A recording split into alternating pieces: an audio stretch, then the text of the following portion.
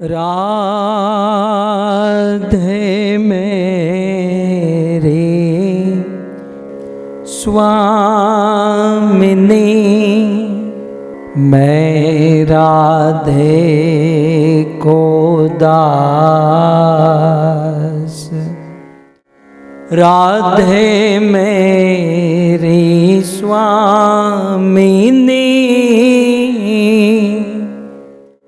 मैं राधे को दास। जन्म जन्म मोहे दीजियो, श्री वृंदावन वास। श्री वृंदावन वास। राधा तू बड़ भागिनी, कौन तपस्या कीन।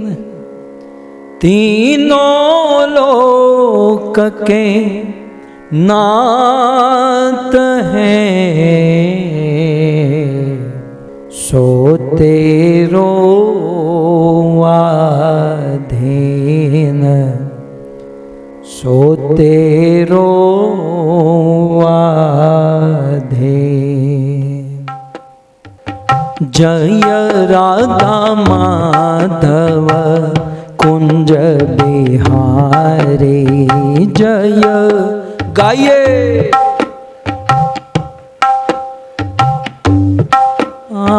जय राधा माधव कुंज बिहारी,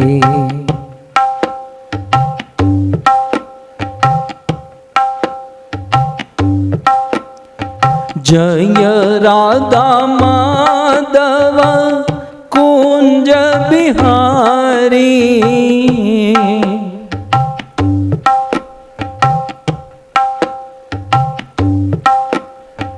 जय राधा माधव कुंज बिहारी।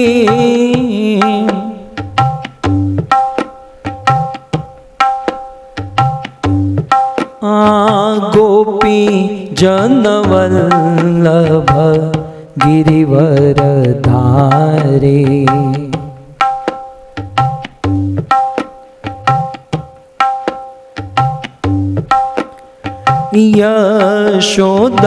यशोदानंदन ब्रज जन रंजन।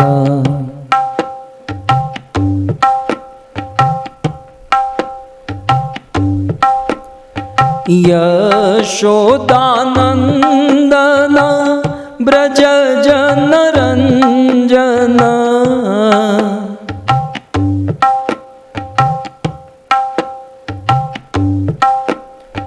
यशोदानंदन ब्रज जन रंजन।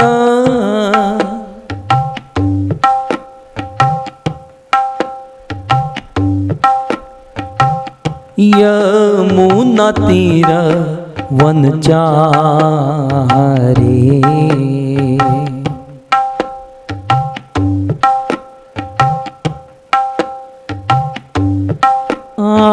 जय राधा माधव कुंज बिहारी।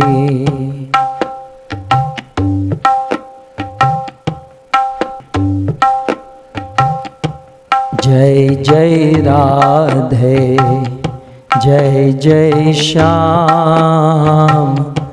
जय जय राधे, जय जय श्याम। जय जय राधे, जय जय श्याम। जय जय राधे, जय जय श्याम। जय जय श्री वृंदावन धाम। जय जय श्री वृंदावन धाम। जय जय श्यामा जय जय श्याम जय जय श्यामा जय जय श्याम जय जय श्री वृंदावन धाम जय जय श्री वृंदावन धाम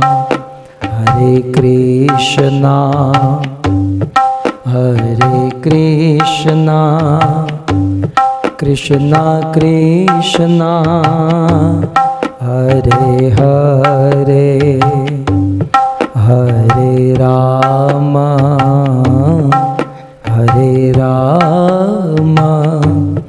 राम राम हरे हरे हरे कृष्णा गाइए कृष्णा कृष्णा कृष्णा हरे हरे हरे राम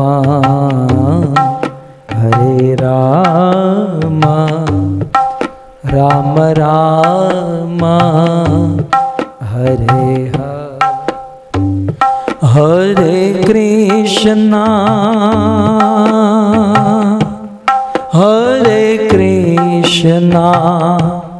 कृष्णा कृष्णा हरे हरे हरे राम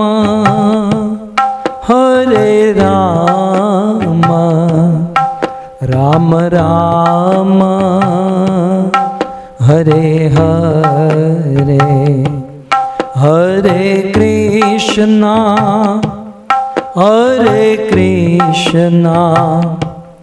कृष्णा कृष्णा हरे हरे हरे राम राम राम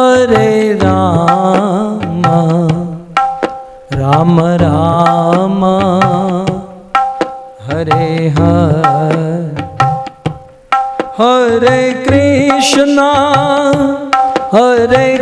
कृष्णा कृष्णा कृष्णा हरे हरे हरे राम राम राम हरे हरे गाइए कृष्णा कृष्णा कृष्णा कृष्णा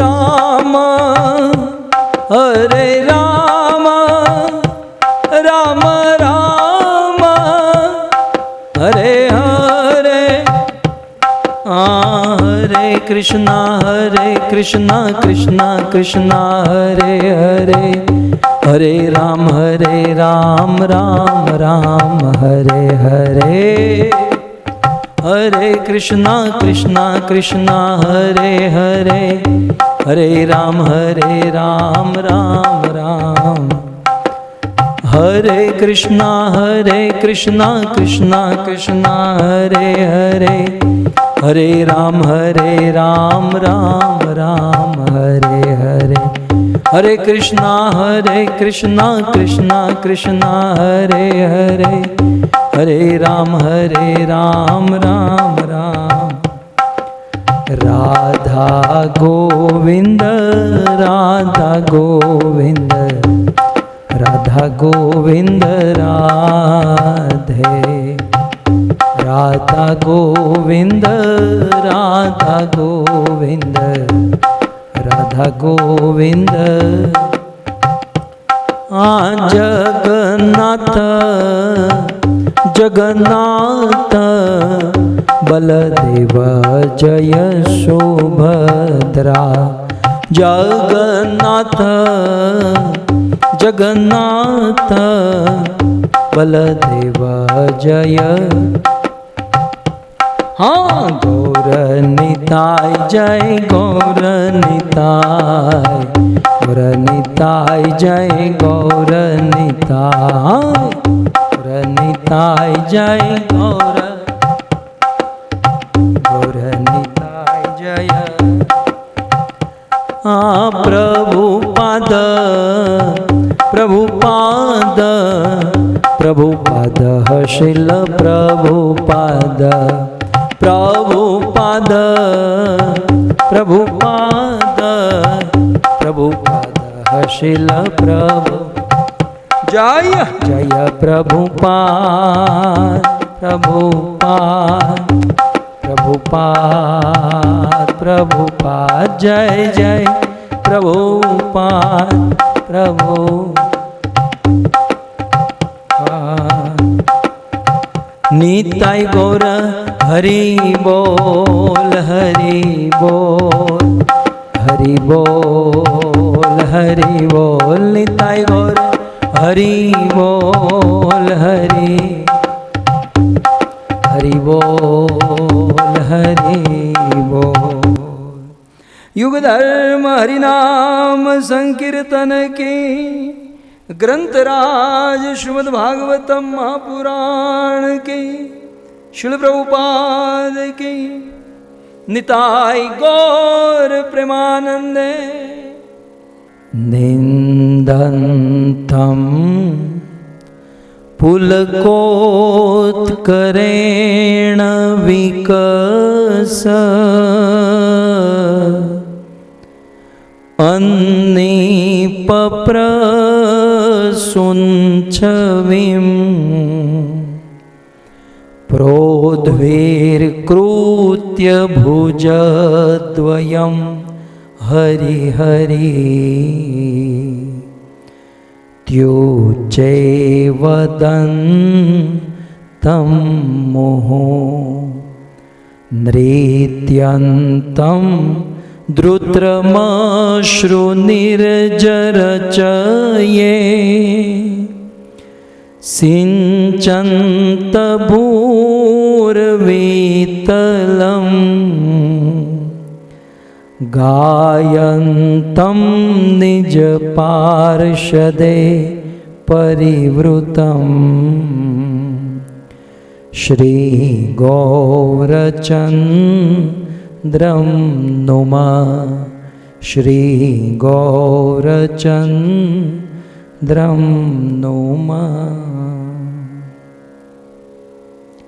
यस्या कदापि वसनान् चलखेलनोत्थ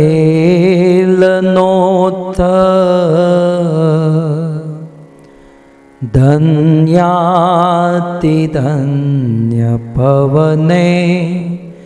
न कृतार्थमाने। योगी मधुरगमगति मधुसूदनोऽपि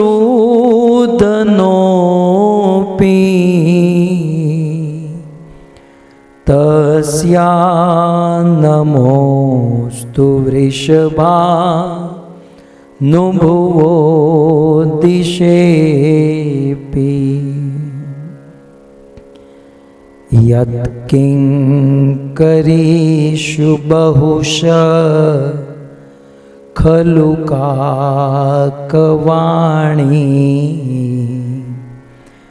नित्यं परस्य पुरुषस्य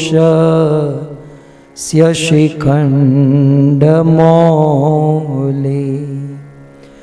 तस्या कदा रसनिधे वृषभानु जाया। तस्या कदा रसनिधे हे वृषभानु जाया। तत्केलिकुञ्ज भवनाङ्गनमार्जनी स्यात्। तत्केलिकुञ्ज भवनाङ्गनमार्जनी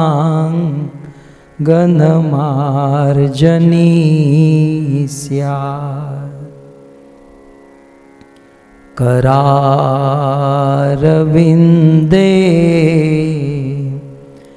नपदारविन्दम्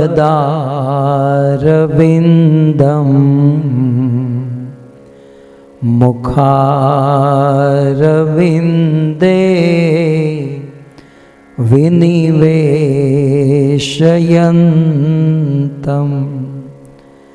वटस्य पत्रस्य पुटे शयानम् बालं मुकुन्दं मनसा स्मरामि विक्रेतुकामा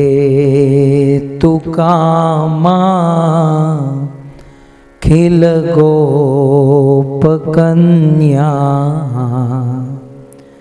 मुरारिपादार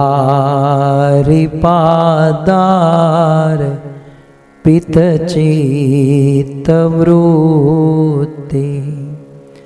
दधियादिकं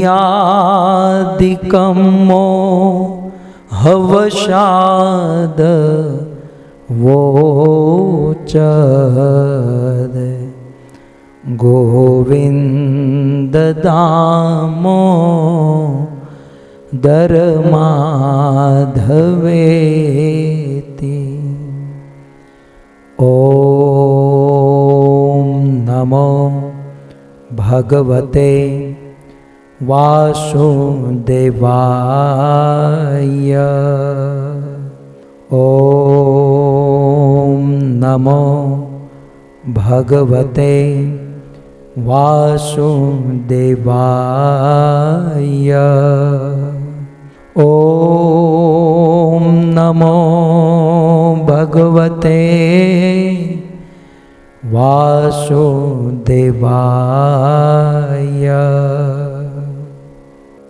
जय जय श्री राधा रमण जय जय नवल किशोर जय गोपी चित्तचोर प्रभो जय जय माखन चोर जय जय माखन चोर। श्री कृष्णचंद्र भगवान की, जगत गुरु शील प्रभुपाद की। उपस्थित भगवत कथानुरागी पधारे हुए भक्तवृंद, इस सभा को परम सुशोभित करने वाले अंतर्राष्ट्रीय कृष्ण भावनामृत संघ इस्कॉन के वरिष्ठ भक्तगण, दूर दूर से देश विदेश से फेसबुक यूट्यूब आदि के माध्यम से बड़ी भारी मात्रा में इस कथा का श्रवण करने वाले समस्त श्रोतागण एवं भगवत प्रेम प्राप्त करने हेतु, श्री राधा प्रेम प्राप्त करने हेतु यह सुंदर भागवत का आयोजन करने वाले डायालाल साकड़चंद खमार परिवार, दिनेश भाई वर्षाबेन के सुपुत्र, अमेरिका टेनेसी निवासी देवांग भाई, दर्शना माता जी और नीता बहन, राजेश भाई और बाल गोपाल, साक्षी, शिवम, दिव्य। श्रीमद् भागवत कथा के इस द्वितीय दिवस में पुनः एक बार आप सबका स्वागत एवं आप सब के चरणों में हमारा प्रणाम। परम सौभाग्य है कि श्रीमती राधा रानी के पावन पवित्र प्राकट्य पर्व पर श्रीमती राधा रानी के विषय में कुछ सात्विक तात्विक चर्चा करने का, कथा करने का यह सुंदर अवसर, यह सुंदर लाभ हमें प्राप्त हुआ है। तो ये सौभाग्य की बात है कि इस घोर कलयुग में भी सब भावुक भक्तों के साथ बैठकर राधा नाम, राधा तत्व, राधा लीला राधा प्रेम को समझने का प्रयास हम सब कर रहे हैं। ये सौभाग्य की बात है। और दुर्भाग्य की बात यह है कि हम जैसे पामर जीव कृष्ण तत्व को भी, अरे कृष्ण तत्व छोड़ो, भूमि तत्व, जल तत्व, अग्नि तत्व, इस संसार के जो साधारण तत्व है उन साधारण तत्व को भी हम ठीक से समझ नहीं पाते। आत्म तत्व को भी हम ठीक से समझ नहीं पाते। परमात्मा तत्व को भी ठीक से नहीं समझ पाते। तो उस तत्व के भी तत्व भगवान कृष्ण और कृष्ण के भी तत्व श्रीमती राधा रानी को हम जैसे पामर जीव कैसे समझ सकते हैं। परंतु यदि श्रीमती राधा रानी के तत्व को, उनके भाव को, उनके प्रेम, उनकी लीला को यदि जानना हो, समझना हो, तो हमारे पास एक रास्ता है, एक मार्ग है। और वह मार्ग है स्वयं श्रीमती राधा रानी यदि कृपा करें, स्वयं श्रीमती राधा रानी यदि हम पर करुणा करें, तो उनकी कृपा से हम उनको समझ सकते हैं, उनको सुन सकते हैं। और वही श्रीमती राधा रानी इस कलयुग में चैतन्य महाप्रभु के रूप में प्रकट हुए। ये और कोई नहीं, स्वयं भगवान श्री कृष्ण राधा रानी के भाव को लेकर इस धरती पर प्रकट हुए। किस लिए? हम जैसे पामर जीव उस प्रेम लीला को, प्रेम क्रीड़ा को ठीक से जान नहीं सकते, समझ नहीं सकते। परंतु स्वयं राधा रानी का भाव कृष्ण चैतन्य महाप्रभु के रूप में लेकर आए और हम सब जीव को उस उन्नत उज्ज्वल रस, उस माधुर्य रस, उस महाभाव की स्थिति को समझाने का प्रयास किए। और इसीलिए कविराज ने लिखा, कृष्णदास कविराज गोस्वामी चैतन्य चरितामृत में लिखते हैं, श्री चैतन्य प्रसादेन तत्रूपस्य विनिर्णयम। यदि चैतन्य महाप्रभु की कृपा हो जाए तो तत्रूप श्रीमती राधा रानी के रूप को, श्रीमती राधा रानी के तत्व और लीला को, वैसे तो बड़ा कठिन है, मुश्किल है, लेकिन श्री चैतन्य प्रसादेन, चैतन्य महाप्रभु की कृपा से बालो अपि कुरुते, यदि कोई बालक भी क्यों न हो। यहाँ बालक के दो अर्थ हैं, एक तो उम्र में बालक है, जो उम्र में छोटे हैं उसे बालक कहते हैं, और बालक का यहाँ पर दूसरा अर्थ है कि उम्र से तो बड़े हैं लेकिन बुद्धि अभी बालक जैसी है। लगभग मेरे जैसों की बात हो रही है। बुद्धि बालक जैसी है। बालक माने अज्ञ, मूर्ख। यह ना शास्त्र की भाषा है, ये शास्त्र में सीधा गाली नहीं देते हैं, थोड़ा सोफिस्टिकेटेड लैंग्वेज में उसमें डांटा जाता है, बोला जाता है। तो बालो अपि, बालो अपि माने मूर्ख अपि, अबुध अपि, अज्ञानी अपि। यदि कोई अबुध हो, मूर्ख हो, अज्ञानी हो, बालिश बुद्धि हो, लेकिन श्री चैतन्य प्रसादेन, यदि चैतन्य महाप्रभु की कृपा हो जाए तो क्या कहते हैं, बालो अपि कुरुते, वो बालक भी कर सकता है क्या, शास्त्रम दृष्टवा व्रज विलासिना, उस व्रज में विहार करने वाली व्रज विलासिन श्रीमती राधा रानी को और श्रीमती राधा रानी के इस शास्त्र को दृष्टवा समझ सकता है और दुनिया को समझा सकता है चैतन्य महाप्रभु की कृपा से। तो श्री चैतन्य महाप्रभु के पाद पद्मों में, उनके चरण कमलों में प्रणाम करते हुए, उनसे आशीर्वाद लेते हुए, राधा तत्व, राधा भाव, राधा लीला जितने भी दिन हमारे पास है, हम इन दिनों में इसे सुनने का, समझने का प्रयास करेंगे। गत सत्र में श्रीमती राधा रानी के जन्म की कथा सुनी, किस प्रकार से श्रीमती राधा रानी का जन्म इस धरती पर हुआ। परंतु आज हम श्रीमती राधा रानी का जन्म गोलोक में, गोलोक तो कल आप समझ चुके हैं, पूरा फोटो के साथ कल दिखाया गया था। तो मूल रूप से इस तत्व का प्राकट्य कैसे हुआ, कल हमारे पास समय नहीं था, इसलिए केवल भौम इस धरती पर कैसे जन्म हुआ हमने संक्षिप्त में सुना, लेकिन भगवान से श्रीमती राधा रानी कैसे प्रकट हुई, राधा रानी की स्थिति क्या है, राधा रानी का स्वरूप क्या है, ये हम समझने का प्रयास करेंगे।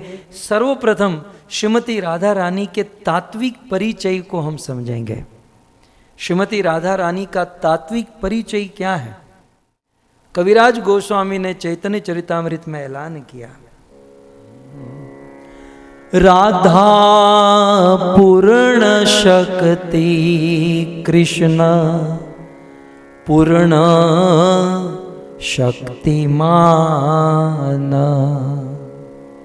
राधा पूर्ण शक्ति कृष्ण पूर्ण शक्तिमान, दुई वस्तु भेद नहीं। शब्द पर ध्यान दीजिएगा, दुई वस्तु भेद नहीं, शास्त्रे र प्रमाण, दुई वस्तु भेद नहीं, शास्त्रे र प्रमाण। कविराज गोस्वामी कहते हैं कि राधा पूर्ण शक्ति और कृष्ण पूर्ण शक्तिमान, दुई वस्तु भेद नहीं, शास्त्रे र प्रमाण। शास्त्र का प्रमाण है, वेद पुराण उपनिषद श्रुति और भागवत का प्रमाण है कि राधा और कृष्ण में कोई अंतर नहीं है। दुई वस्तु भेद नहीं, दोनों में कोई भेद नहीं है, और ये शास्त्रों का प्रमाण है। जैसे कृष्ण सागर है तो राधा रानी उस समुद्र में उठने वाली तरंग है। कृष्ण सागर है तो राधा रानी उस सागर में उठने वाली तरंग है। कृष्ण पुष्प है तो राधा रानी उस पुष्प की सुगंध और सौरभ है। यदि कृष्ण अग्नि है तो श्रीमती राधा रानी उनका तेज है, उनका प्रकाश है। जैसे अग्नि से तेज को, प्रकाश को अलग नहीं किया जा सकता, जैसे फूल से उनके सौरभ और सुगंध को अलग नहीं किया जा सकता, जैसे समुद्र से उनकी तरंग को अलग नहीं किया जा सकता, वैसे राधा और कृष्ण को कदापि कभी भी अलग नहीं किया जा सकता, क्योंकि दुई वस्तु भेद नहीं, शास्त्रेर प्रमाण, क्योंकि दोनों में कोई भेद नहीं है।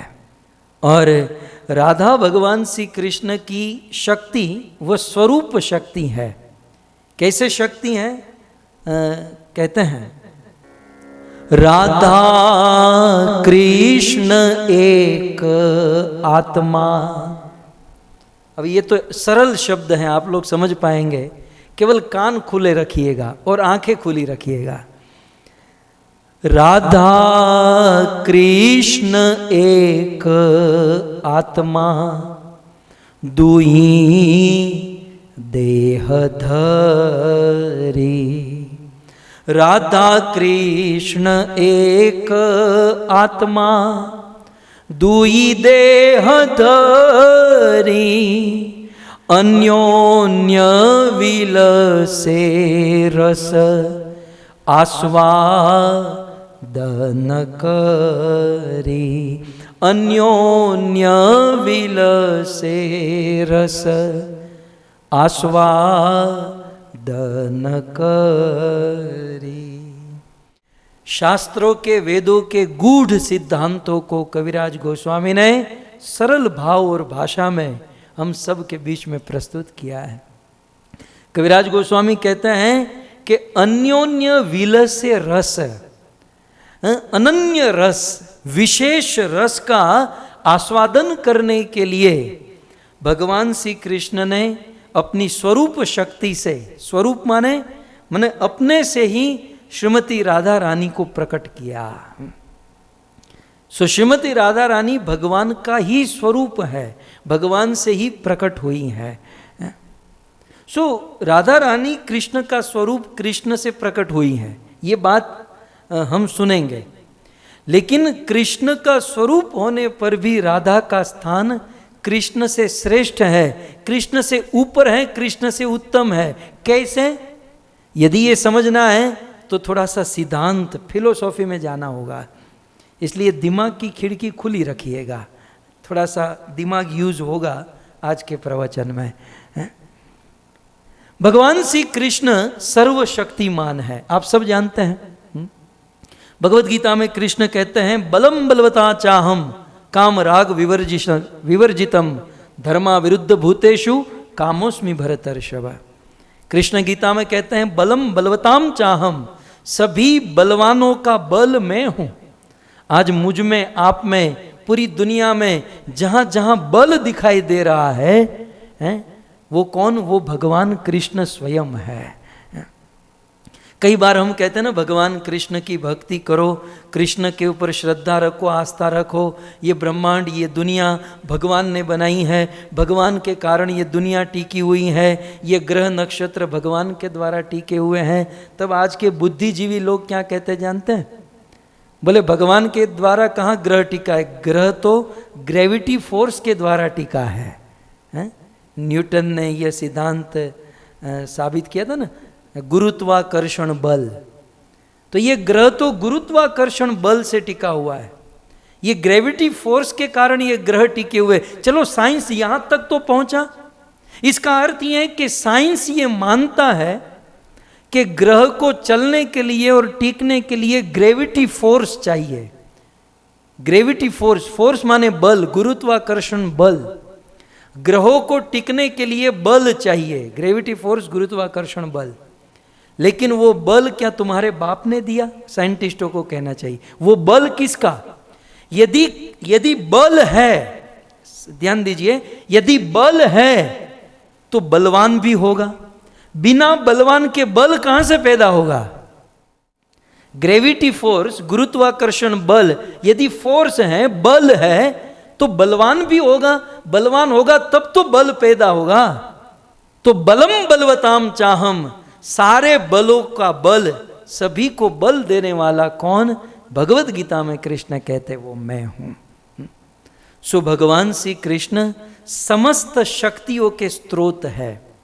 भगवान श्री कृष्ण की अनंत शक्तियां हैं, लेकिन उन अनंत शक्तियों में 3 शक्ति मुख्य है। आप अन्य शक्तियों के बारे में शायद न जानो, लेकिन 3 शक्ति तो याद होनी चाहिए। सो भगवान श्री कृष्ण की 3 शक्ति मुख्य है। अंतरंगा शक्ति, बहिरंगा शक्ति और तटस्थ शक्ति। सबसे पहला नंबर आता है अंतरंगा शक्ति, दूसरा नंबर आता है तटस्थ शक्ति और तीसरा नंबर बहिरंगा शक्ति। हम रिवर्स शुरू करेंगे, हम तीसरे से शुरू करेंगे। भगवान की तीसरी शक्ति है बहिरंगा शक्ति। अब बहिरंगा शक्ति का अर्थ समझ लीजिए। बहिरंगा माने भगवान के बाहर रहने वाली शक्ति, और दूसरा अर्थ भगवान के धाम के बाहर रहने वाली शक्ति। इसलिए शक्ति का नाम ही है बहिरंगा, बाहर रहने वाली शक्ति। यद्यपि है भगवान की, लेकिन भगवान से दूर, भगवान से बाहर, भगवान के धाम से बाहर रहती है बहिरंगा शक्ति।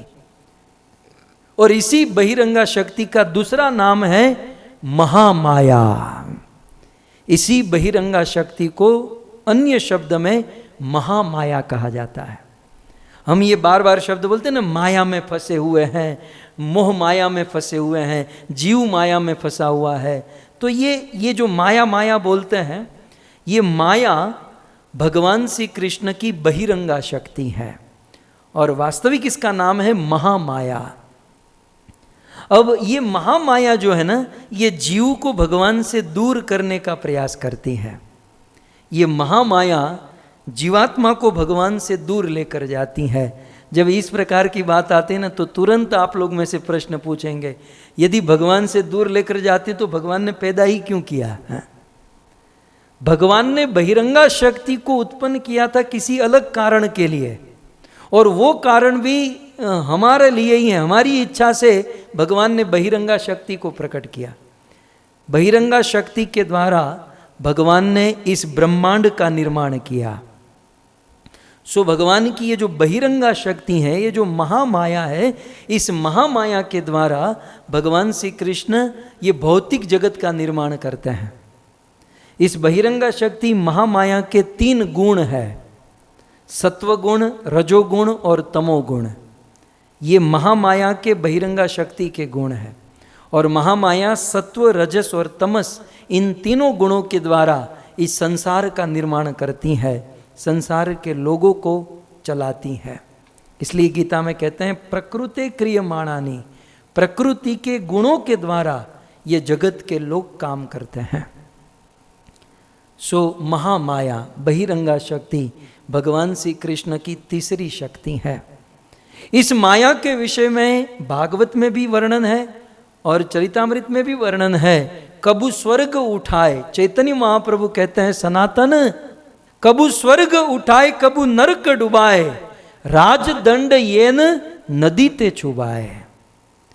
चैतन्य महाप्रभु सनातन गोस्वामी से कहते हैं कि ये महामाया, ये कृष्ण की बहिरंगा शक्ति संसार के जीव को कभी स्वर्ग में लेकर जाती है तो कभी नरक में डुबाती है।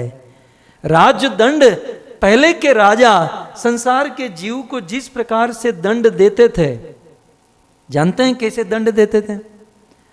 कोई अपराधी यदि पकड़ा जाता तो राजा उसे बीच सरोवर में लेकर जाते और उसका बाल पकड़कर नदी में डुबाते और वह नदी में डूबकर छटपटाने लगता, सांस लेने का कोई स्कोप नहीं, और बहुत चिल्लाता, छटपटाता, और मरने की अंतिम क्षण, अंतिम घड़ी आती तब उसे बाहर निकालते। वो चैन की सांस लेता और फिर से वो डुबाते, फिर से निकालते, फिर से डुबाते। जैसे राजा अपराधी को दंड देते हैं, वैसे इस जगत की माया जगत के जीवों को दंड देती है। भक्तों, हम लोग अक्सर कहते हैं कि आई एम हैप्पी, केम छो, मजामा, वेरी गुड, वेरी फाइन। आजकल हम लोग जो मजे में हैं, हम अपने आप को हैप्पी समझ रहे हैं, ये क्या है जानते हैं? जैसे वो राजा अपराधी को पानी में डुबाकर उसे दंड देते हैं, वो छटपटाता है, वो चिल्लाता है, और जब मरने की अवस्था आती है तब उसे बाहर निकालते हैं। जब उसे पानी से बाहर निकालते हैं, वो चैन की सांस लेता है। वो चैन की सांस को वह सुख मान बैठता है, लेकिन भक्तों वह सुख नहीं है, वो दुख निवृत्ति की अवस्था है।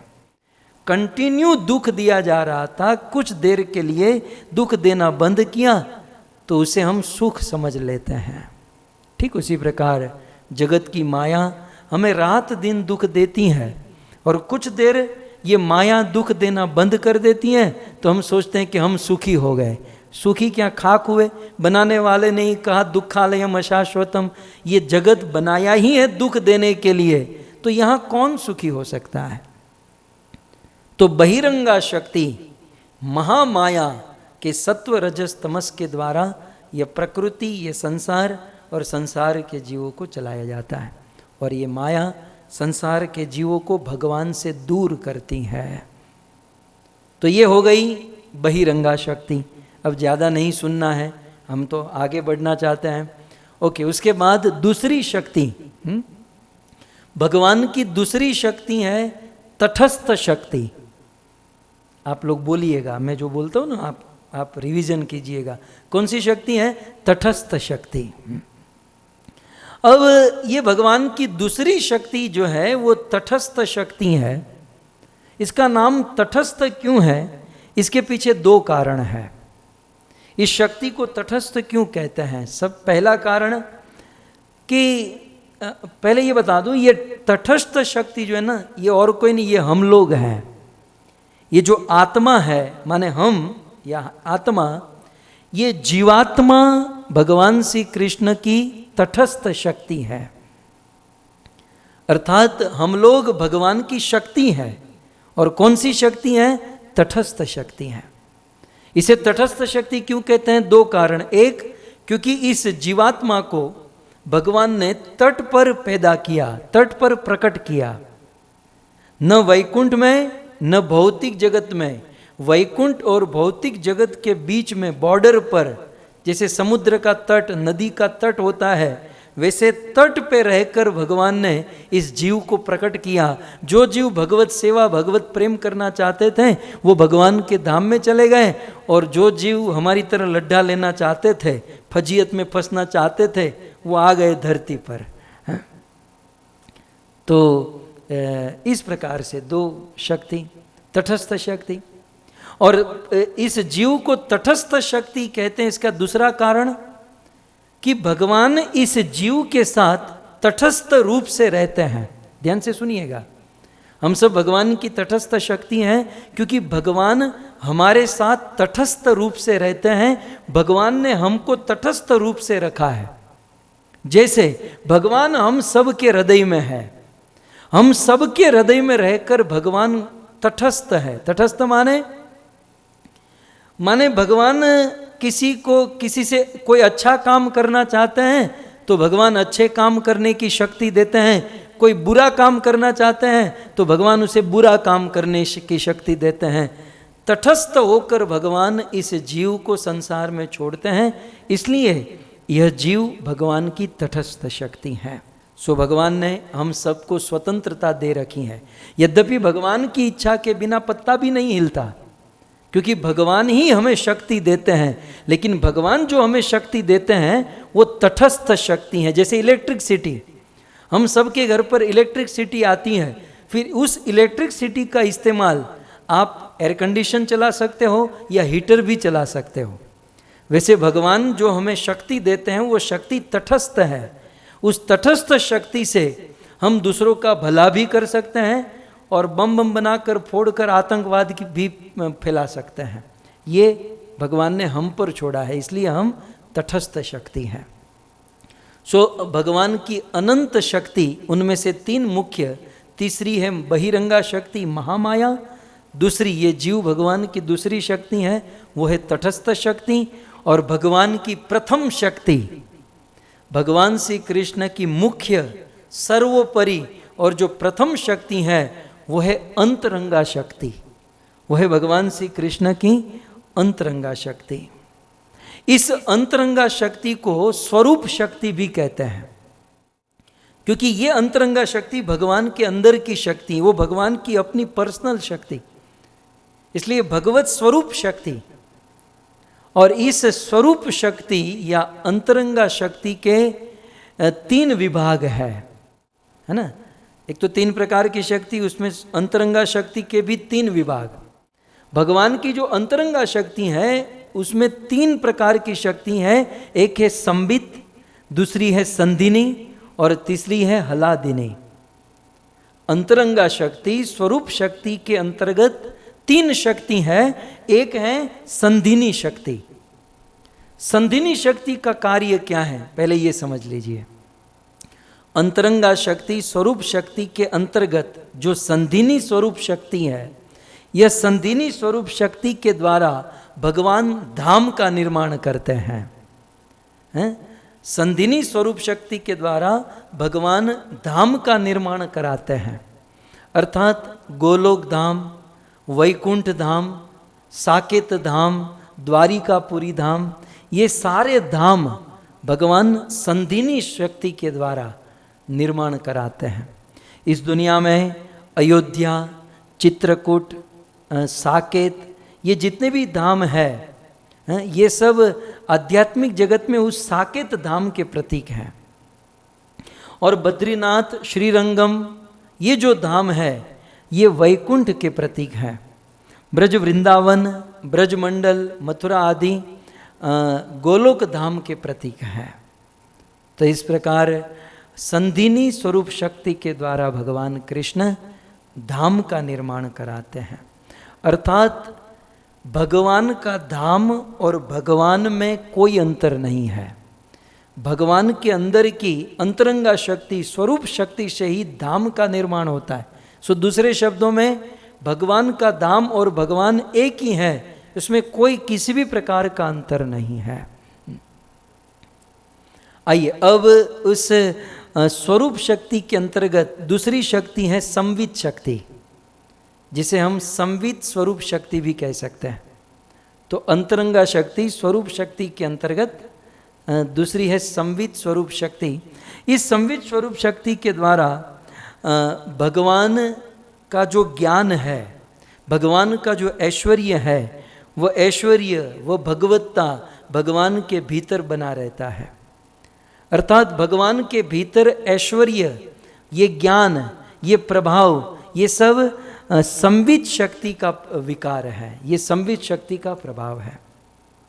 तो संक्षिप्त में संधिनी के द्वारा धाम का निर्माण करते हैं, संवित शक्ति के द्वारा अपना ऐश्वर्य, अपनी भगवत्ता को बनाकर रखते हैं। और भगवान के अंदर और एक शक्ति है और वो है अलादीनी शक्ति, हलादीनी स्वरूप शक्ति ही। ये हलादीनी स्वरूप शक्ति जो है, यही है श्रीमती राधा रानी। ये हलादीनी स्वरूप शक्ति जो है, ये भगवान का सर्वोपरि विलास है, भगवान का टॉप मोस्ट विलास है। ये हलादीनी स्वरूप शक्ति भगवान को आनंद देती है। ये भगवान के अंदर की ये हलादीनी स्वरूप शक्ति भक्तों को पोषण देती है। ये हलादीनी स्वरूप शक्ति भगवान को रसास्वादन कराती है। ये हलादीनी स्वरूप शक्ति आनंद की परम चरम अवस्था है। मतलब हम जो आनंद बोलते हैं ना, सबसे पहली बात, हम और आप जो आनंद का एहसास करते हैं वो आनंद है ही नहीं, आनंद तो कुछ और ही होता है। लेकिन मान लो यदि खाटी आनंद, शुद्ध आनंद मिल जाए, उस आनंद में भी उस आनंद की सीमा, परिसीमा, उस आनंद की टॉप मोस्ट जो सीमा है, मतलब आनंद की जो पराकाष्ठा है, उसे आह्लाद कहते हैं, उसे हलादीनी शक्ति कहते हैं। तो भगवान को आनंद देने वाली शक्ति है हलादीनी शक्ति। और इस आनंद में, इस हलादीनी शक्ति के आनंद में भगवान रात दिन डूबे रहते हैं। भगवान श्री कृष्ण को सच्चित आनंद कहा जाता है। भगवान श्री कृष्ण में सत हो तो हो, कोई बड़ी बात नहीं है। सत माने एग्जिस्टेंस, उनका नित्य रूप स्वरूप। भगवान श्री कृष्ण में चित, चित माने ज्ञान, कृष्ण में ज्ञान हो तो हो, उसमें कोई बहुत बड़ा तीर नहीं है। लेकिन भगवान श्री कृष्ण जिसे हम सच्चिदानंद रूप कहते हैं, सच्चित और आनंद, यदि कृष्ण में आनंद न हो तो हम और आप उनकी कथा कभी नहीं सुनते, हम और आप उस कृष्ण को कभी नहीं पूजते, हम और आप उस कृष्ण की कभी भक्ति नहीं करते। आज हम सब लोग कृष्ण की शरण में हैं, कृष्ण की भक्ति करते, उनकी पूजा करते। क्यों? क्योंकि वो सच्चित आनंद रूप है। तो सत इतना इंपॉर्टेंट नहीं है, चित इतना इंपॉर्टेंट नहीं है, आनंद सबसे अधिक इंपॉर्टेंट है। भगवान श्री कृष्ण आनंद में बने रहते हैं। जो आनंद सिंधु सुख राशि, नंद घेर आनंद भयो। अब प्रश्न यह है, कृष्ण के अंदर जो आनंद है, वो आनंद देने का काम कौन करता है? ये स्वरूप हलादीनी शक्ति। ये हलादीनी शक्ति जो है वो आनंद स्वरूपा है और वे कृष्ण को आनंद देती है। यदि कृष्ण से हलादीनी शक्ति को निकाल दो तो कृष्ण कृष्ण रहेंगे ही नहीं। तो कृष्ण को आनंद में सराबोर रखने वाली शक्ति है हलादीनी शक्ति, और वही हलादीनी शक्ति का मूर्तिमान रूप है श्रीमती राधा रानी। श्रीमती राधा रानी भगवान श्री कृष्ण को आनंद देने वाली शक्ति है। अब यहां पर एक प्रश्न कि जो भी है ये हलादीनी शक्ति, श्रीमती राधा रानी है, हलादीनी शक्ति है, वो भगवान श्री कृष्ण की है, कृष्ण से प्रकट होती। आखिर तो वो कृष्ण से ही प्रकट हुई ना, कृष्ण से प्रकट हुई, इसलिए कृष्ण में और हलादीनी शक्ति में कोई अंतर नहीं, इसलिए दोनों समान हुए। लेकिन आचार्य पाद का कहना है कि समान नहीं है, कृष्ण से ही उत्तम है, कृष्ण से भी उत्तम है हलादीनी शक्ति श्रीमती राधा रानी। क्यों? समझिए, दृष्टांत उदाहरण के साथ समझिए। एक होता है गन्ना, खादी से शेरडी, तो भारत में जाओगे तो मिलेंगे। एक होता है गन्ना, गन्ने का रस होता है, फिर उस गन्ने के रस को बहुत गर्म करते हैं तो वह गुड़ बनता है, फिर और उसे गर्म करते हैं तो शक्कर बनती है, और उसे और प्योरीफाई करे तब अंत में मिश्री बनती है। गन्ना, गन्ने का रस, गुड़, प्रोसेस, और फिर अंत में उस लास्ट में क्या होती है? मिश्री, साकर। तो साकर जो है उसका स्रोत है गन्ना, शक्कर का, साकर का, मिश्री का स्रोत है, उसका रूट है गन्ना। गन्ने से ही मिश्री बनती है। लेकिन गन्ना खाने से आनंद मिलेगा या मिश्री खाने में आनंद मिलेगा? तो बात साफ है कि गन्ना खाने से जो आनंद मिलेगा उससे कोटि गुना अधिक आनंद मिश्री खाने से मिलेगा। यद्यपि मिश्री का स्रोत तो गन्ना है, गन्ने से ही मिश्री बनती है, लेकिन फिर भी भले गन्ने से ही मिश्री बनती है, लेकिन मिश्री में जो आनंद है वो गन्ने में नहीं है। ठीक उसी प्रकार कृष्ण से ही राधा प्रकट हुई, कृष्ण का ही स्वरूप राधा, लेकिन राधा जो आनंद दे सकती है वो कृष्ण नहीं दे सकते। इसलिए तत्व के तत्व कृष्ण, लेकिन कृष्ण का भी तत्व श्रीमती राधा रानी है। तो इस प्रकार श्रीमती राधा रानी भगवान श्री कृष्ण को आनंद देने वाली शक्ति है। भक्तों, एक होती है श्रद्धा, श्रद्धा के बाद राग, अनुराग, फिर होता है प्रेम, फिर होता है भाव, और फिर होता है महाभाव। प्रेम की सर्वोच्च सीमा, प्रेम की टॉप मोस्ट सीमा, प्रेम का उत्तम स्टेज, जिसको महाभाव कहते हैं, और श्रीमती राधा रानी महाभाव के स्तर पर है। जैसे हम लोग कह सकते हैं कि ये गन्ना है, अच्छा है, मीठा है, लेकिन गन्ने की टॉप मोस्ट सीमा क्या है? शक्कर।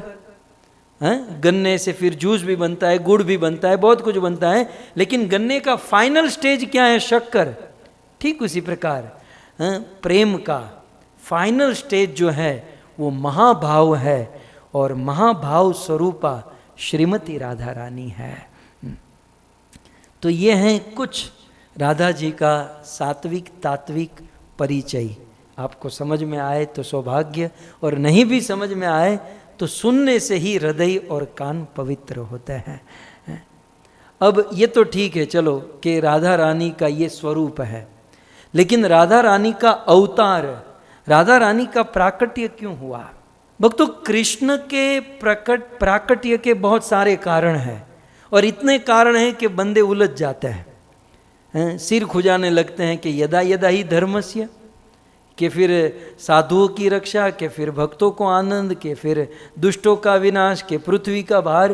कृष्ण के अवतार के बहुत कारण, राधा के राम अवतार के भी बहुत कारण, अन्य अन्य कृष्ण के जो अवतार है उस अवतार के बहुत कारण हैं। लेकिन यदि पूछा जाए कि राधा अवतार, राधा जन्म, राधा के प्राकट्य का कारण, तो मात्र एक, राधा के प्राकट्य का एक ही कारण। और भक्तों, गौतमीय तंत्र, वेद शास्त्र का प्रमाण के साथ मैं श्लोक आपके बीच में प्रस्तुत करूंगा। श्रीमती राधा रानी के अवतार का कारण, श्रीमती राधा रानी के प्राकट्य का कारण। अब राम के अवतार का कारण, आप रामायण में चलो तो नारद जी ने श्राप दिया इसलिए राम आए, वो जय विजय को श्राप दिया इसलिए राम को आना पड़ा, फिर और भी ये वृंदा देवी जलंधर को श्राप इसलिए भगवान रामचंद्र आए।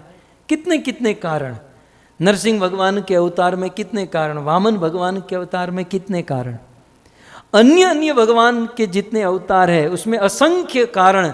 लेकिन राधा रानी का जो अवतार हुआ गौतमीय तंत्र में, केवल एक कारण, और वह कारण क्या है आपके सामने रखूं, आस्वादन कीजिए, डूबिए भक्तों आप इसमें।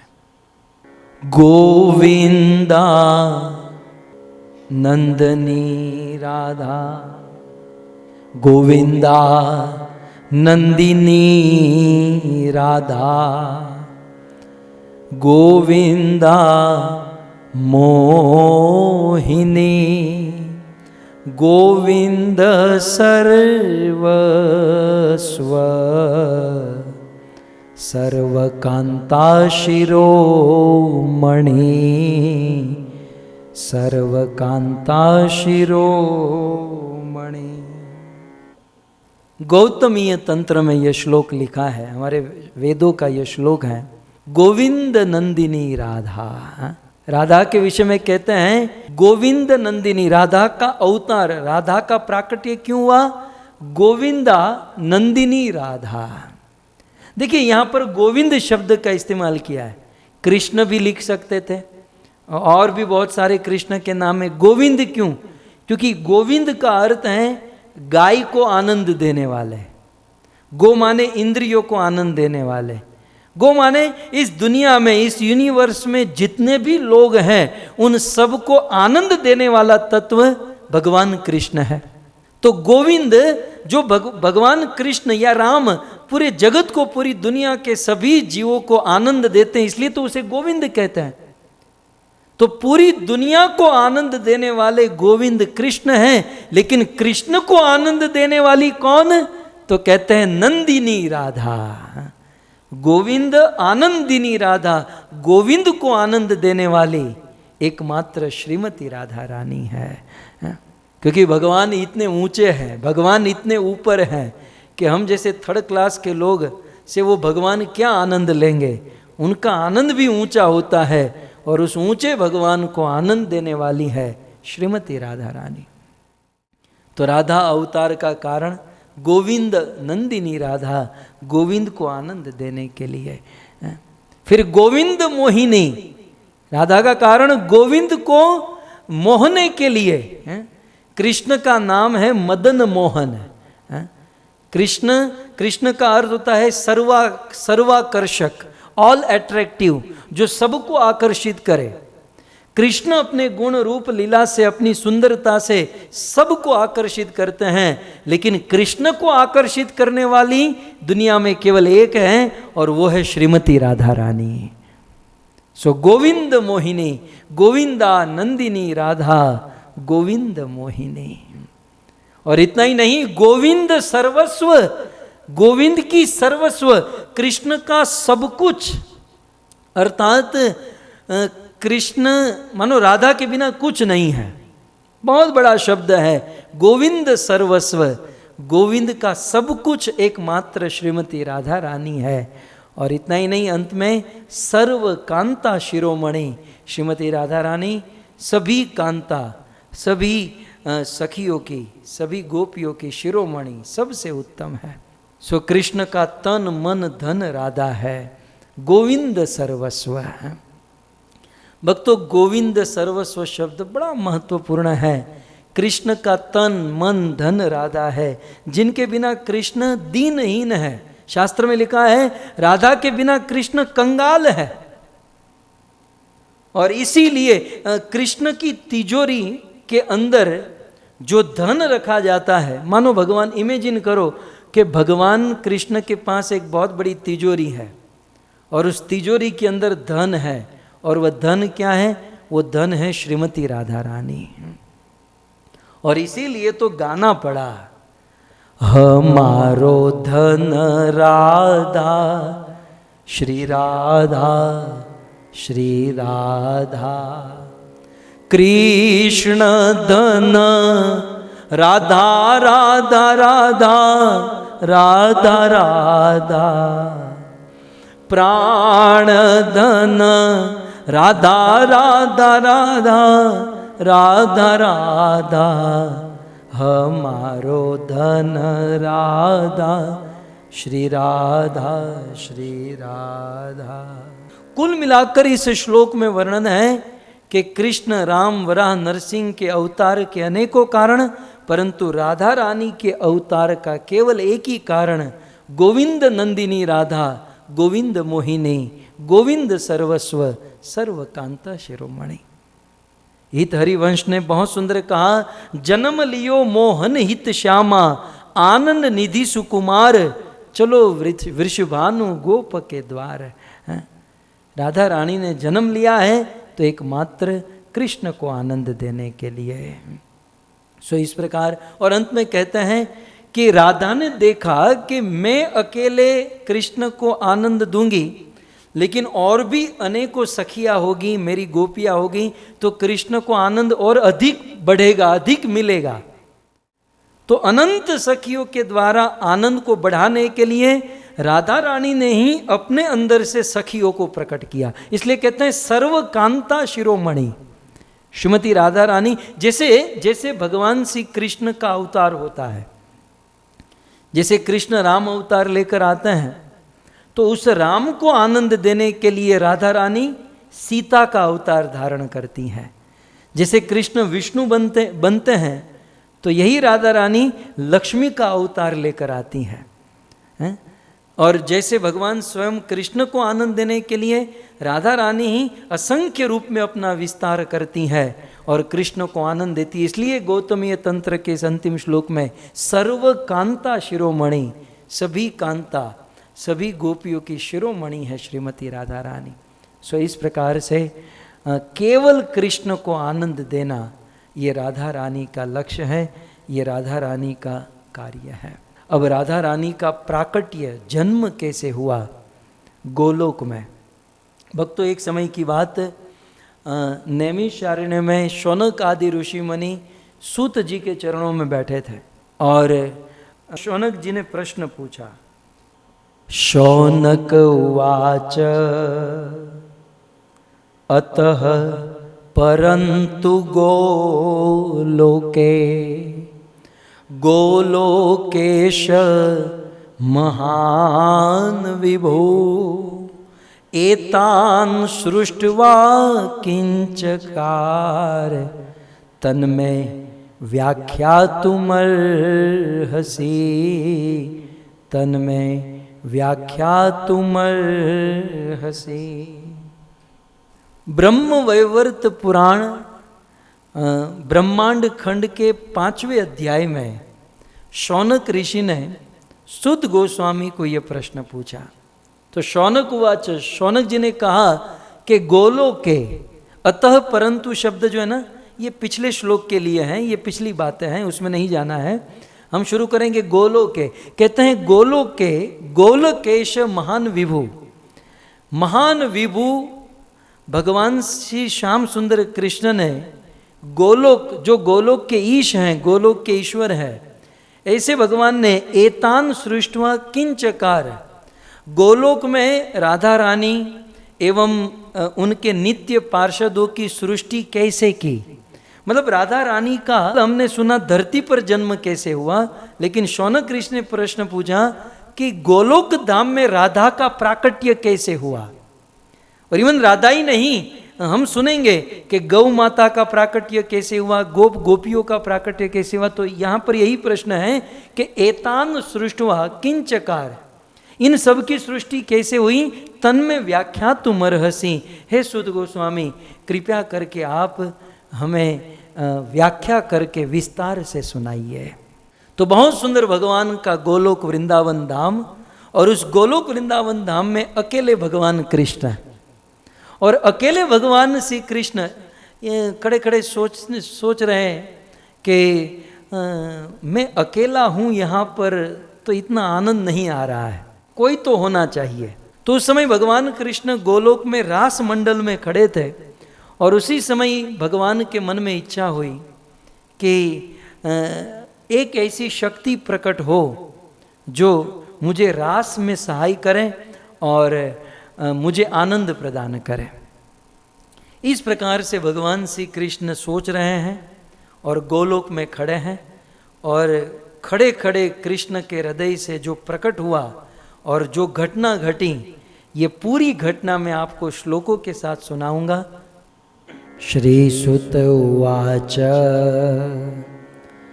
आविर्बभूव कन्यका कृष्णस्य वामपार्श्वत धावयित्वा पुष्पमानीय धावयित्वा पुष्पमानीय ददावर्ध्य प्रभोपदे दधावर्ध्य प्रभोपदे। शौनक ऋषि ने श्री सूत जी से कहा कि हे सूत जी, गोलोक धाम में, अब ये तो अनादि अनादि काल पहले की बात है। मतलब यहाँ पर कोई डेट नहीं डाल सकते, कोई समय नहीं कह सकते। जब से भगवान है ये तब की बात है, और भगवान कब से हैं इसका कोई उत्तर नहीं है। सो आविर बभूव कनिये का, जब भगवान श्री कृष्ण के मन में जब इच्छा हुई कि रास होना चाहिए, आनंद होना चाहिए, उसी समय आविर बभूव। आविर बभूव माने प्रकट हुई। क्या प्रकट हुई? कन्या एका। बोले एक कन्या प्रकट हुई। कन्या शब्द का तात्पर्य है 14 वर्ष और 2 महीना। 14 वर्ष और 2 महीना की एक सुंदर कन्या प्रकट हुई। और कृष्णस्य वाम पार्श्वत, कहाँ से? वाम, कृष्ण के वाम माने कृष्ण के हृदय से। भगवान श्री कृष्ण के हृदय से वह कन्या प्रकट हुई। और प्रकट होकर उस कन्या ने क्या किया? आज चाहे कन्या का जन्म हो या बेटे का जन्म हो, प्रकट होकर एक ही काम होता है, रोने के अलावा कुछ नहीं।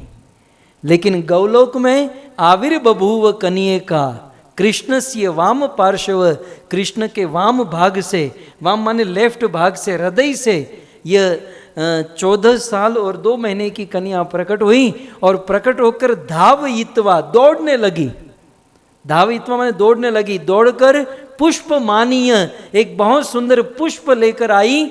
और वह पुष्प, दौड़कर पुष्प लाई और पुष्प लाकर दधा वर्ध्य प्रभो पदे, उस कन्या ने उस पुष्प को भगवान श्री कृष्ण के चरणों में दधाव, कृष्ण के चरणों में समर्पित कर दिया।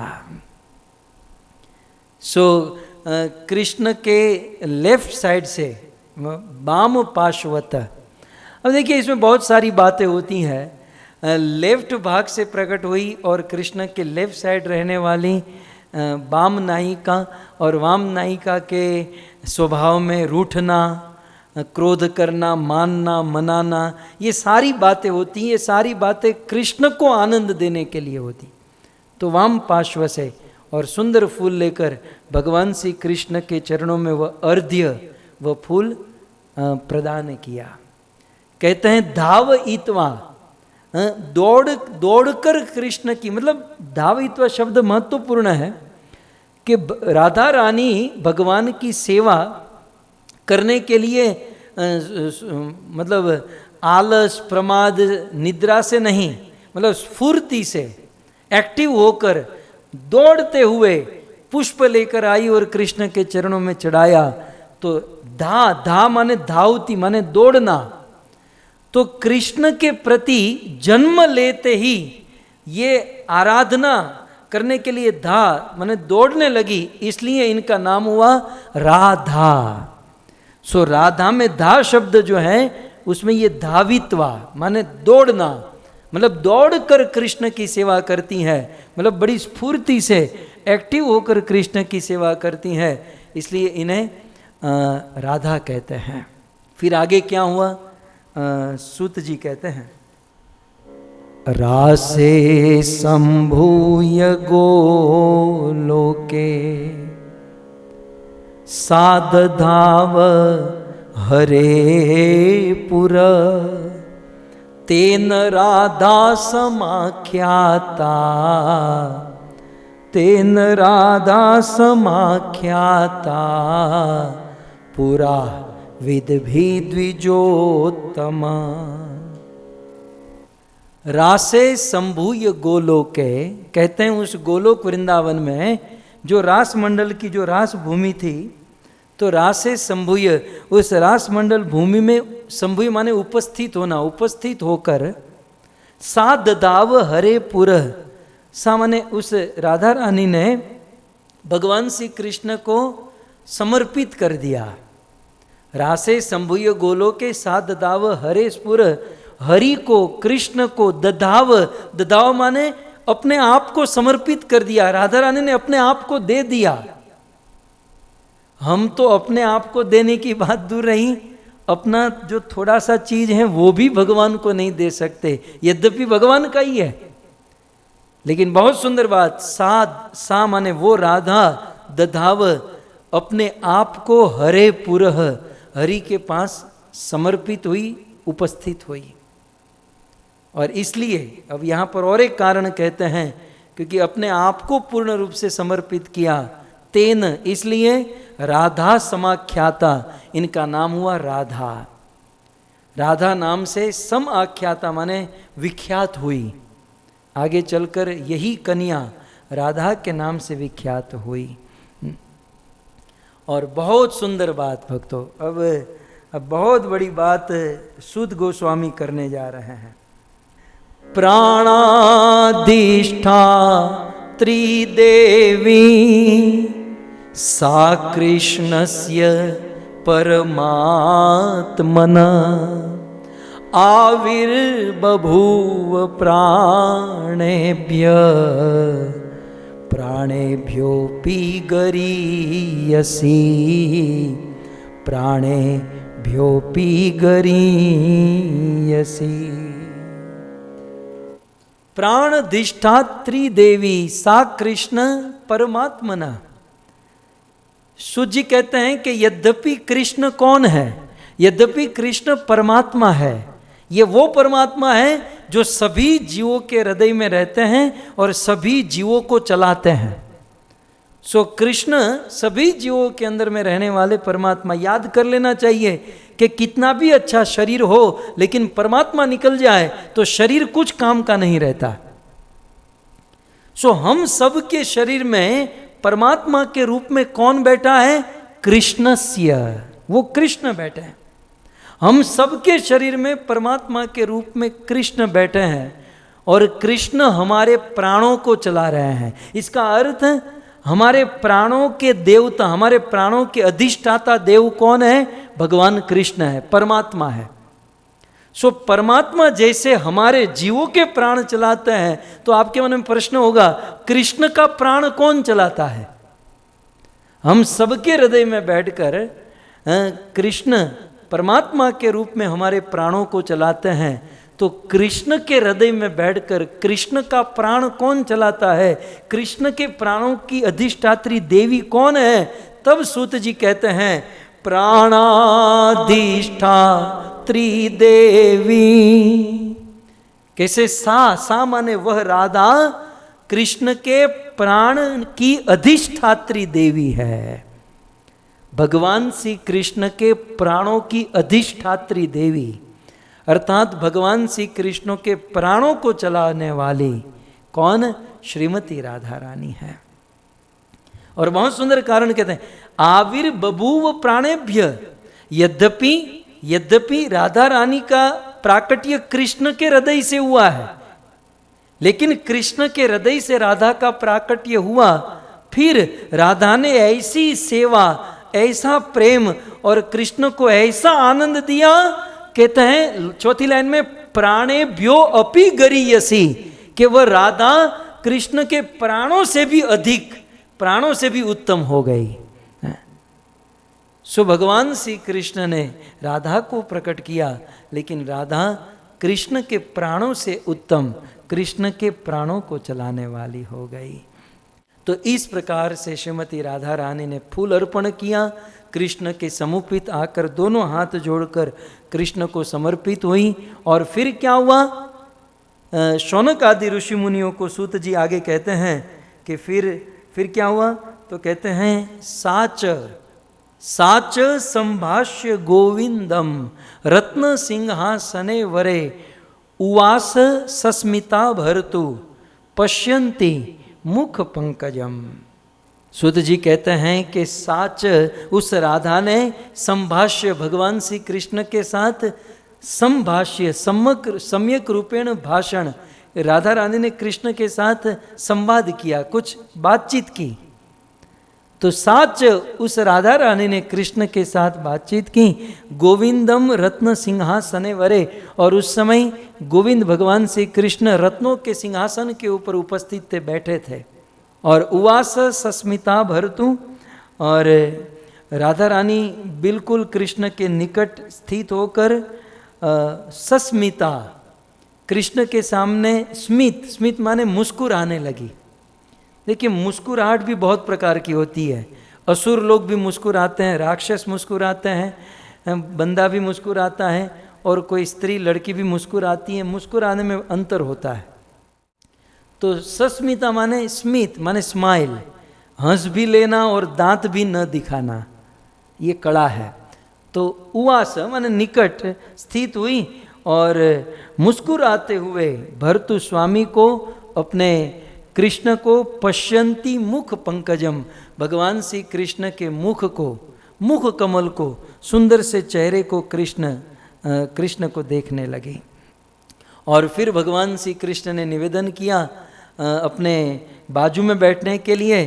तो श्रीमती राधा रानी भगवान श्री कृष्ण के वाम भाग में बाजू में जाकर कृष्ण के गले में अपना हाथ रखकर गलवैया देकर राधा रानी बैठ गई।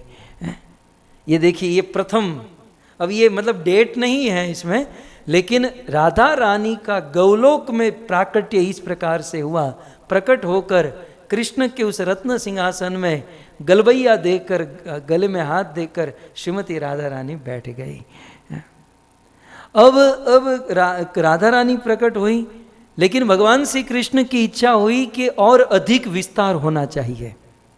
कृष्ण के मन में ये भावना हुई कि और अधिक विस्तार होना चाहिए। अब कृष्ण को बोलना नहीं पड़ा, राधा रानी इशारा समझ गई। राधा रानी कृष्ण के भाव को समझ गई। चैतन्य चरितामृत में लिखा है, बहु कांता वीणा नहे रसे र उल्लास। अधिक गोपियों के बिना जो रस है उसमें उल्लास, उसमें आनंद नहीं आएगा। बहु कांता वीणा नहे रसे र उल्लास, लीला रसहाय लागी राधा। राधा रानी ने लीला रसहाय लागी, बहुत प्रकाश लीलाय सहाय लागी, बहुत प्रकाश। जब कृष्ण की इच्छा हुई कि अधिक विस्तार हो, तब श्रीमती राधा रानी के हृदय से, श्रीमती राधा रानी से, अब कृष्ण से नहीं, अब जो भी विस्तार हुआ अब राधा से विस्तार हुआ। तो श्रीमती राधा रानी से अनेक गोपियां प्रकट हुई। किस प्रकार से प्रकट हुई, सूत जी बता रहे हैं। ततश्च लोमकूपेभ्य सद्यो गोपांगना गण। एक एक शब्द देखिएगा। आविर्बभूव रूपेण, आविर्बभूव रूपेण, वैशेनेव च तत्सम, वैशेनेव च तत्सम।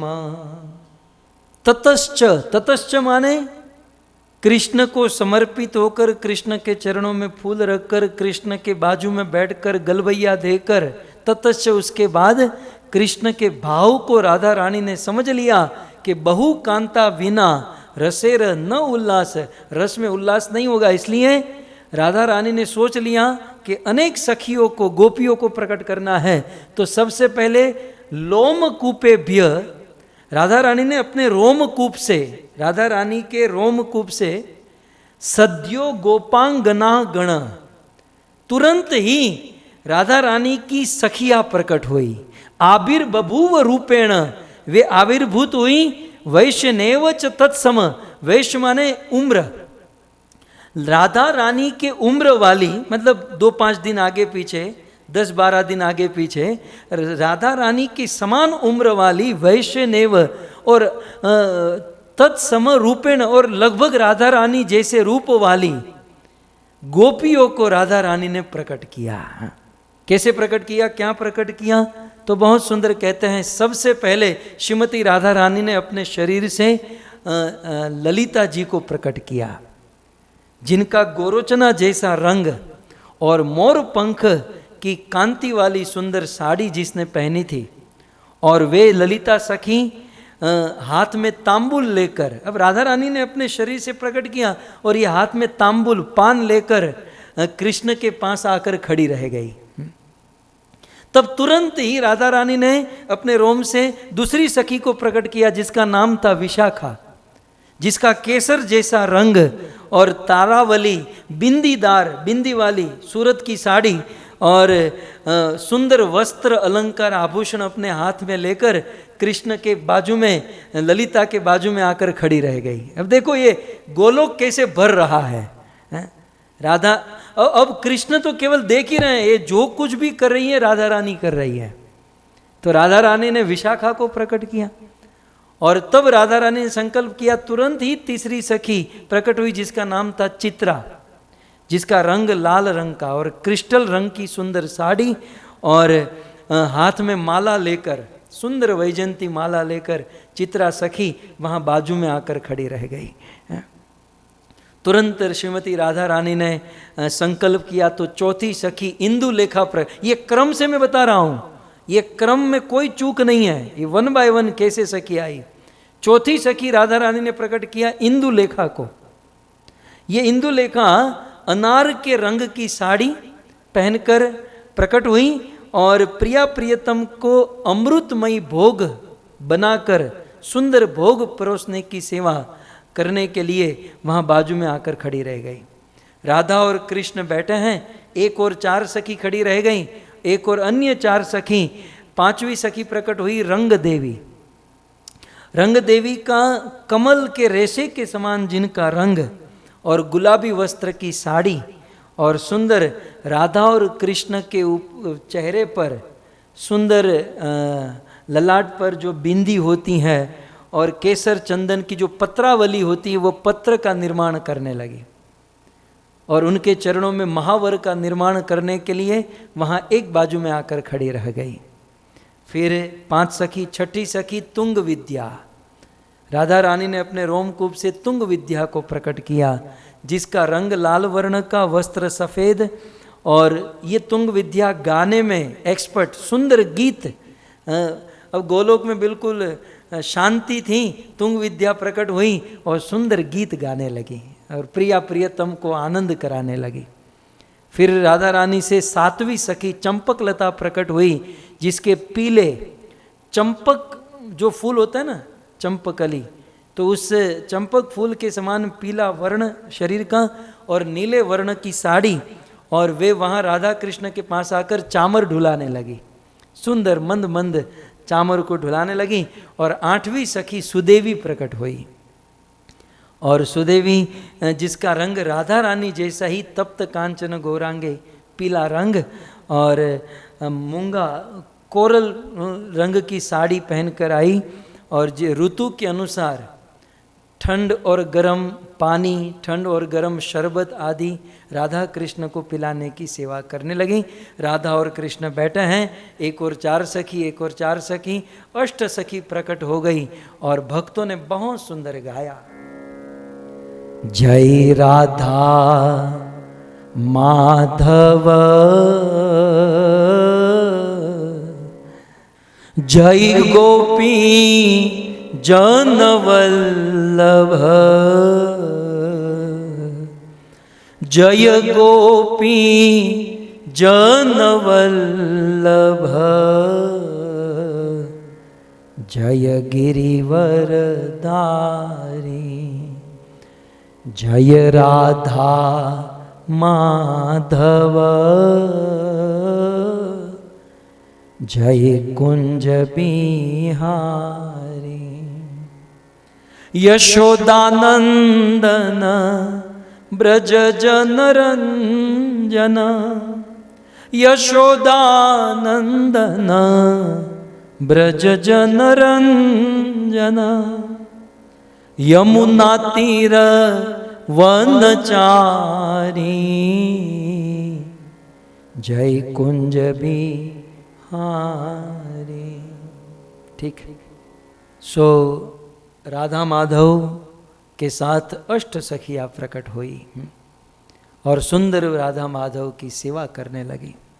इतने से काम नहीं बना, अब भगवान श्री कृष्ण को प्रसन्न करना है और कृष्ण को प्रसन्न करने के लिए क्या क्या चाहिए श्रीमती राधा रानी जानती हैं। 8 सखियों को प्रकट किया, अब श्रीमती राधा रानी मंजरियों को प्रकट करने लगी।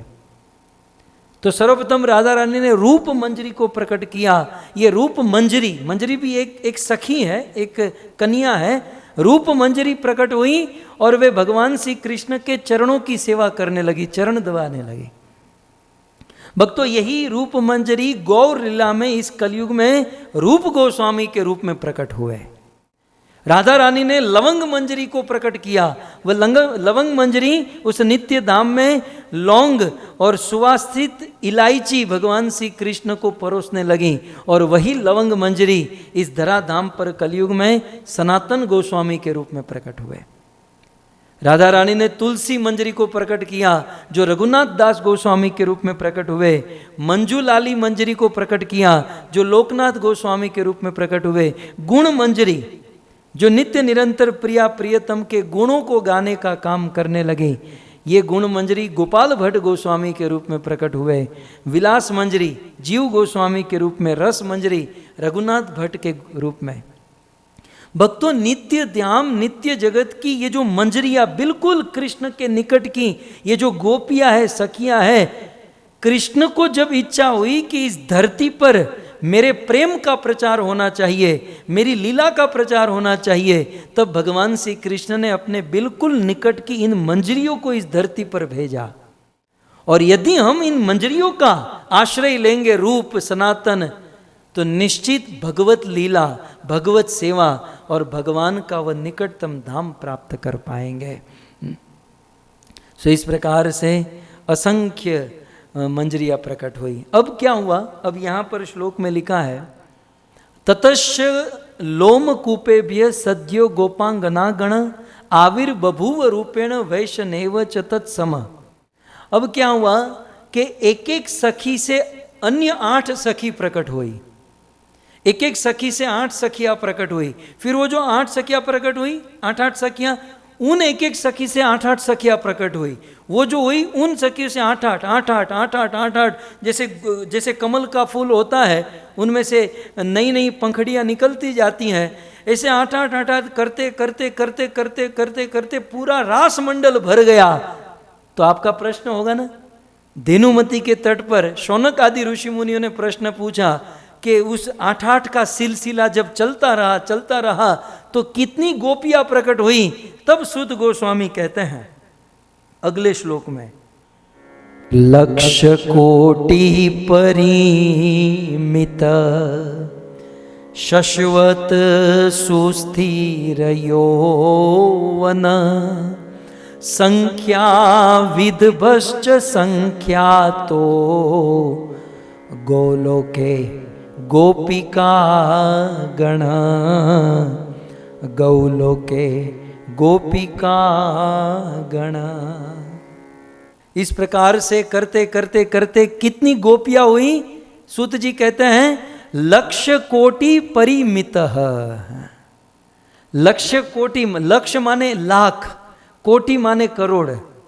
1 लाख करोड़ गोपियां प्रकट हुई। मतलब 1 करोड़ नहीं, 2 करोड़ नहीं, 3 करोड़ नहीं, 100 करोड़ नहीं, 1000 करोड़ नहीं, 10,000 करोड़ नहीं, लाख करोड़ गोपियां प्रकट हुई। अब भक्तों, ये तो हमारी बुद्धि से और मन से टोटल परे की बात है कि हम लोग तो इसकी कल्पना भी नहीं कर सकते कि ऐसा होगा, लेकिन ये शास्त्र में लिखा है, ब्रह्म वैवर्त पुराण और ब्रह्मांड खंड में। सो लक्ष्य कोटि परिमित। सो अब तो राधा और कृष्ण 1 लाख करोड़ गोपियों से वह गोलोक भर गया। और वे गोपियां कैसी थी?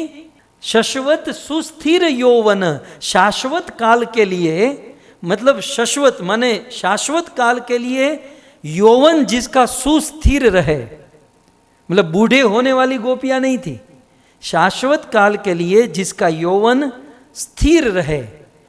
मतलब 14 साल 2 महीने की गोपियां है तो बस उतना ही, वो बूढ़ी न हो। तो शाश्वत सुस्थिर यौवन, भक्ति करो, माला जपो तो ऐसा रूप मिलेगा, कभी बूढ़ा ही नहीं होंगे। सबसे पहला तो बेनिफिट ये है, भजन करने से, भक्ति करने का सबसे पहला बेनिफिट कि राधा रानी की कृपा से ऐसा शरीर मिलेगा कि कभी बूढ़ा ही नहीं होना पड़ेगा।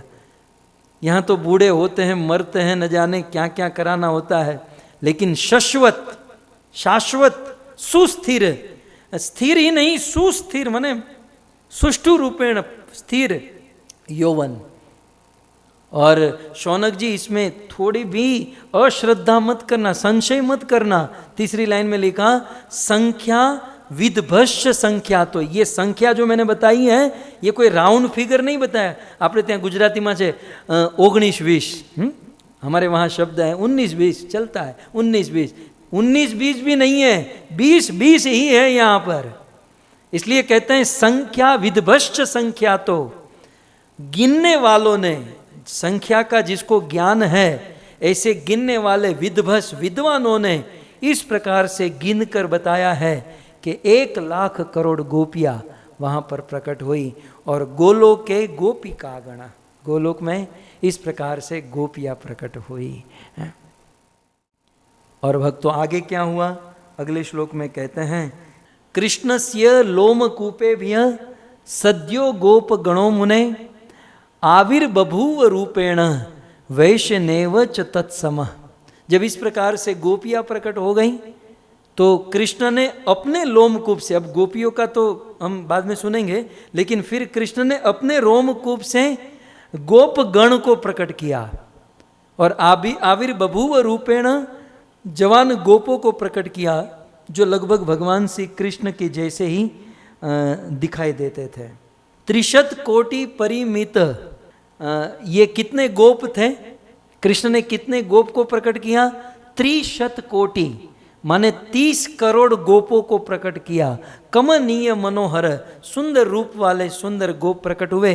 और यहाँ पर भी कहते हैं संख्या विधिभस्य संख्या। तो संख्या जो है इसमें 19-20 नहीं है, परफेक्ट बता रहा हूँ कि 30 करोड़ गोप प्रकट किए गए हैं।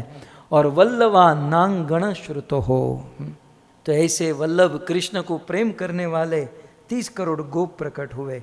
फिर आगे कहते हैं कृष्णस्य लोमकूपेभ्य सद्यश्च विबभूर्वः नाना वर्णी लोमकूपेभ्य। कई बार कुछ लोग कहते हैं ना, कई बार कुछ लोग कहते हैं कि गाय जो है ना 84 लाख योनि की जाति है। जब गाय 84 लाख योनि में, जैसे बैल गधा कुत्ता जैसे घोड़ा ये सब होता है, वैसे ही तो गाय है, तो फिर गाय की पूजा करने की क्या ज़रूरत है, ये गाय को इतना सेवा आदर करने की क्या ज़रूरत है। तो भक्तों यहाँ पर पहले गोपी, फिर गोप और फिर गौ माता को भगवान ने प्रकट किया। कैसे प्रकट किया, तो कहते हैं कृष्णस्य लोमकूपेभ्य सद्यश्चाविर्बभूवः नानावर्णी गोगणश्च शश्वत् सुस्थिर यौवन, शश्वत् सुस्थिर यौवन। तो कृष्ण ने अपने लोमकूप से, अर्थात कृष्ण ने अपने रोंगटे से, अपने रोमकूप से सद्य तुरंत ही, बोले अब फिर भी कुछ घट रहा है, गोपी और गोप प्रकट हो गए फिर भी कुछ घट रहा है, तो सद्य विबभूव नाना वर्णी गोगण, नाना वर्णी अनेकों वर्णों वाली कृष्ण ने गौ माता को प्रकट किया। गो गण मतलब एक गाय को नहीं, बहुत सारी गाय को प्रकट किया। गो गण माने गो के समूह को प्रकट किया, मतलब गोधन को प्रकट किया। सो कृष्ण से लोमकूपे भी, अपने रोमकूप से, ये गाय क्या है याद रखिएगा, गाय भगवान श्री कृष्ण का रोंगटा है। भक्तों ये गाय भगवान श्री कृष्ण का रोंगटा है और महबूब की हर चीज महबूब होती है। महबूब का रुमाल भी मिल जाए ना तो जीवन भर तक उसे संभाल कर रखना चाहिए। अपने प्यारे का, अपने प्रेमी का रुमाल है। सो महबूब की हर चीज महबूब होती है। भगवान कृष्ण हमारे प्रिय हैं, कृष्ण का रोंगटा भी हमको प्रिय होना चाहिए। और कृष्ण के रोंगटे से गौ माता का जन्म हुआ। सो कृष्णस्य लोमकूपेभ्य, कृष्ण के रोम से गौ माता का जन्म हुआ। नाना वर्णी गोगण, अलग अलग रंग वाली गौ माता। और कैसी गौ माता प्रकट हुई, शश्वत सुस्थिर यौवन। यहाँ पर भी वही शब्द है कि शाश्वत काल के लिए वह गौ माता यौवन रहे, हैं, जवान रहे, ऐसी गौ माता को भगवान कृष्ण ने प्रकट किया। जाति के विषय में पूछा गया तो कहते हैं बलि वरदा सुरभश्च वत्सा नाना विधा शुभा अतीव ललिता श्यामा बभूवश्च कामधेनवा। भगवान श्री कृष्ण ने सुरभि गायों को, वत्सा बछड़ों को, बछड़ों को जन्म दिया। और सबसे पहले मैं कहूँगा कि वली वरदा माने बैल, भगवान श्री कृष्ण ने बैल को जन्म दिया। आजकल गायों की सेवा तो हो रही है, लेकिन बैल की सेवा कोई नहीं करता। बेचारे बूढ़े बैल भटकते रहते हैं, तड़पते रहते हैं। गाय को फिर भी दूध के लिए लोग सेवा करते हैं, धार्मिक समाज में भी। लेकिन आप गाय की सेवा होनी ही चाहिए, लेकिन भगवान ने यहाँ पर वली वरदा बैल को प्रकट किया। और सुरभश्च, बाद में सुरभि का नाम आया, सुरभि को प्रकट किया। वत्सा, बछड़ों को प्रकट किया। नाना विधा शुभा, ये है भगवान का परिवार। न्या एलसीडी टीवी नहीं, न्या होम थिएटर नहीं, न्या टीवी फ्रिज नहीं। ये भगवान जब बंदा घर बनाता है तो सजाता है कि नहीं? अपना जब घर बनाए तो सोफा सेट लाता है, बेड बिस्तर लाता है, घर सजाता है, शोकेश रखता है। भगवान का परिवार, भगवान का आनंद ये है, गोपी गोप और गाय हैं। सो अतीव ललिता, श्याम वर्ण की कुछ गौ माता और बहुवश्च कामधेनवः, ऐसी कामधेनु गौ माता को प्रकट किया। आगे क्या कहते हैं अगले श्लोक में? तेषाम एकम बलिवर्दम, उस गायों में बलिवर्दम, एक बलवान नंदी था। तो तेषाम एक, उसमें एक बलिवर्दम बलवान नंदी था। कोटि सिंह समम बले, 1 करोड़ सिंह के समान, वनराज केसरी सिंह के समान उनका बल था। तो तेषाम, उन गायों में एक बैल था और कोटि सिंह समम बले, जिसमें करोड़ सिंह का बल था। तो क्या किया कृष्ण ने? शिवाय प्रददो कृष्णो, कृष्ण ने शिवाय, शिव जी को प्रददो, शिव जी को प्रदान कर दिया। ये नंदी का जन्म भी यहाँ पर आया। शिवाय प्रददो कृष्णो वाहनाय मनोहरम, और कहा कि शिव जी आप तो कोई मोटरसाइकिल कार कुछ रखते नहीं हो, तो आपको यहाँ वहाँ जाने के लिए एक वाहन की आवश्यकता है। तो वाहनाय, वाहन के रूप में, मनोहरम, बहुत सुंदर, मन को हरने वाला एक सुंदर। तो कृष्ण ने यह भी सिखाया कि थोड़ा दान दक्षिणा भी होनी चाहिए। नकरू आम પોતાની જગ્યાએ પોતાની પાસે સંગ્રહ ન કરવો જોઈએ, એવું ભગવાન શ્રી કૃષ્ણ શીખવે। शिव जी को दान किया। सो इस प्रकार से भगवान श्री कृष्ण ने अपने पूरे गोलोक धाम को भर दिया अनंत अनंत गोपियों से, गोपों से और गायों से। सो मूल रूप से राधा तत्व और राधा रानी का प्राकट्य गोलोक धाम में इस प्रकार से हुआ। और ये सब प्रकट हुए गोलोक धाम में, और सुंदर सुंदर लीलाएं हो रही हैं। कहते हैं कि ये सब प्रकट होकर नित्य लीला वहां पर चलती रहती हैं। आदिन अंत विहार करे लाल प्रिया में भई नच नारी, उस लीला का कभी अंत नहीं होता। प्राकट्य तो सुन लिया, फिर वे सब लीला होने लगी। सो आदिन अंत विहार करे लाल प्रिया में भई नच नारी, नई नई भांति नई छवि काती, नई लव लानव नेह विहारी। रोज नई लीला, रोज कुछ नई बात, रोज कुछ नई चर्चा, रोज कुछ नवीन नवीन, आमार माधुर्य नित्य नव नव है, कुछ नवीनता, कुछ आनंद। इस प्रकार से नित्य धाम में, नित्य जगत में नित्य लीला चलती रहती है। तो ये भगवान श्री कृष्ण का साज सामान है, भगवान के परिकर हैं, राधा है, ललिता, विशाखा, सब कुछ वहां पर है। लेकिन वे भगवान कलयुग के जीव, और जो जीव इस भौतिक जगत में हैं, इस भौतिक जगत के लोगों को भगवान चाहते हैं कि उनको भी मैं इसके साथ जोड़ दूं। भगवान कृष्ण की इच्छा है कि ये जो मैं आनंद कर रहा हूं वहां बैठे बैठे, ये हम जैसे जीवों को भी भगवान चाहते कि मेरे पास लेकर जाऊं। और इसलिए भगवान क्या करते हैं? सुखदेव गोस्वामी कहते हैं अनुग्रहाय भूतानाम। इसलिए भगवान की करुणा होती है संसार के जीवों के ऊपर, कि बेचारे इस कादव कीचड़ में, इस गटर के कीड़े में संसार के लोग दुखी होकर मर रहे हैं। मैं उनको गोलोक का आनंद दूंगा। तो गोलोक का आनंद देने के लिए भगवान जीवों के ऊपर अनुग्रह करने के लिए इन सारे नित्य पार्षदों को लेकर धरती पर आते हैं। सो भगवान कृष्ण राधा को, ललिता, विशाखा, ये जो भी प्राकट्य हुआ उन सब को अपनी पूरी लीला पार्टी को लेकर नहीं આપણે કારવાનો નીકળ્યા, આપણે ડ્રામાવાળા, લીલાવાળા, આપણે રામદેવ પીરનું આખ્યાન નથી થતું, પેટી તબલા બધું પોતાનું જ લઈને આવે, એમ કૃષ્ણ બધું પોતાનું જ લઈને આવે। इस धरती में ऐसा है क्या कि कृष्ण लेंगे? तो वहाँ पर सारा साथ समान, सारे रस, भाव, माधुर्य, साख्य, वात्सल्य, दास्य, शांत सब कुछ है, और उस सब को लेकर कृष्ण इस धरती पर उतरते हैं। और इस धरती पर उतरकर जो वहाँ लीला करते हैं वही लीला कृष्ण इस धरती पर करते हैं। और ऐसे लीला करते हैं ताकि मनुष्य लोग उसे देखकर, उसे सुनकर, उसे पढ़कर उनका मन हो जाए कि यार ये करने जैसा है। दुनिया में हमने बहुत प्रयास किया, बहुत मेहनत की, टीवी देखा, फिल्म देखा, गाना सुना, रेस्टोरेंट में गए, ये किया वो किया, लेकिन आनंद नहीं। लेकिन ये कृष्ण जो कर रहे हैं, ये गोपियाँ, ये सखा, ये भक्त जो कर रहे हैं उसमें आनंद है।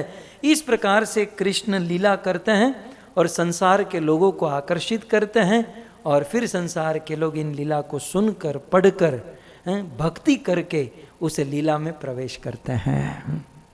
सो भक्तों, ये हुआ भगवान श्री कृष्ण की करुणा और कृपा। प्रायः हम सब भगवान के अंश ही हैं। हमारा भी भगवान के जैसे भगवान ने राधा को प्रकट किया वैसे भगवान ने हमको भी प्रकट किया था। ये भी सुन लीजिए, भगवान ने जैसे राधा को प्रकट किया वैसे हम सबको वैसे ही तो प्रकट किया। लेकिन राधा रानी दौड़कर फूल लाकर भगवान की सेवा करने लगी, अपने आप को समर्पित करने लगी, और हम लोग मोढू चढ़ा के बैठ गए। આમ મોઢું આમ કેવું આમ બગાડેલું મોઢું કરીને ખૂણામાં જઈને બેસી ગયા। તમે કેમ ભગવાન, અમારે ભગવાન બનવું છે।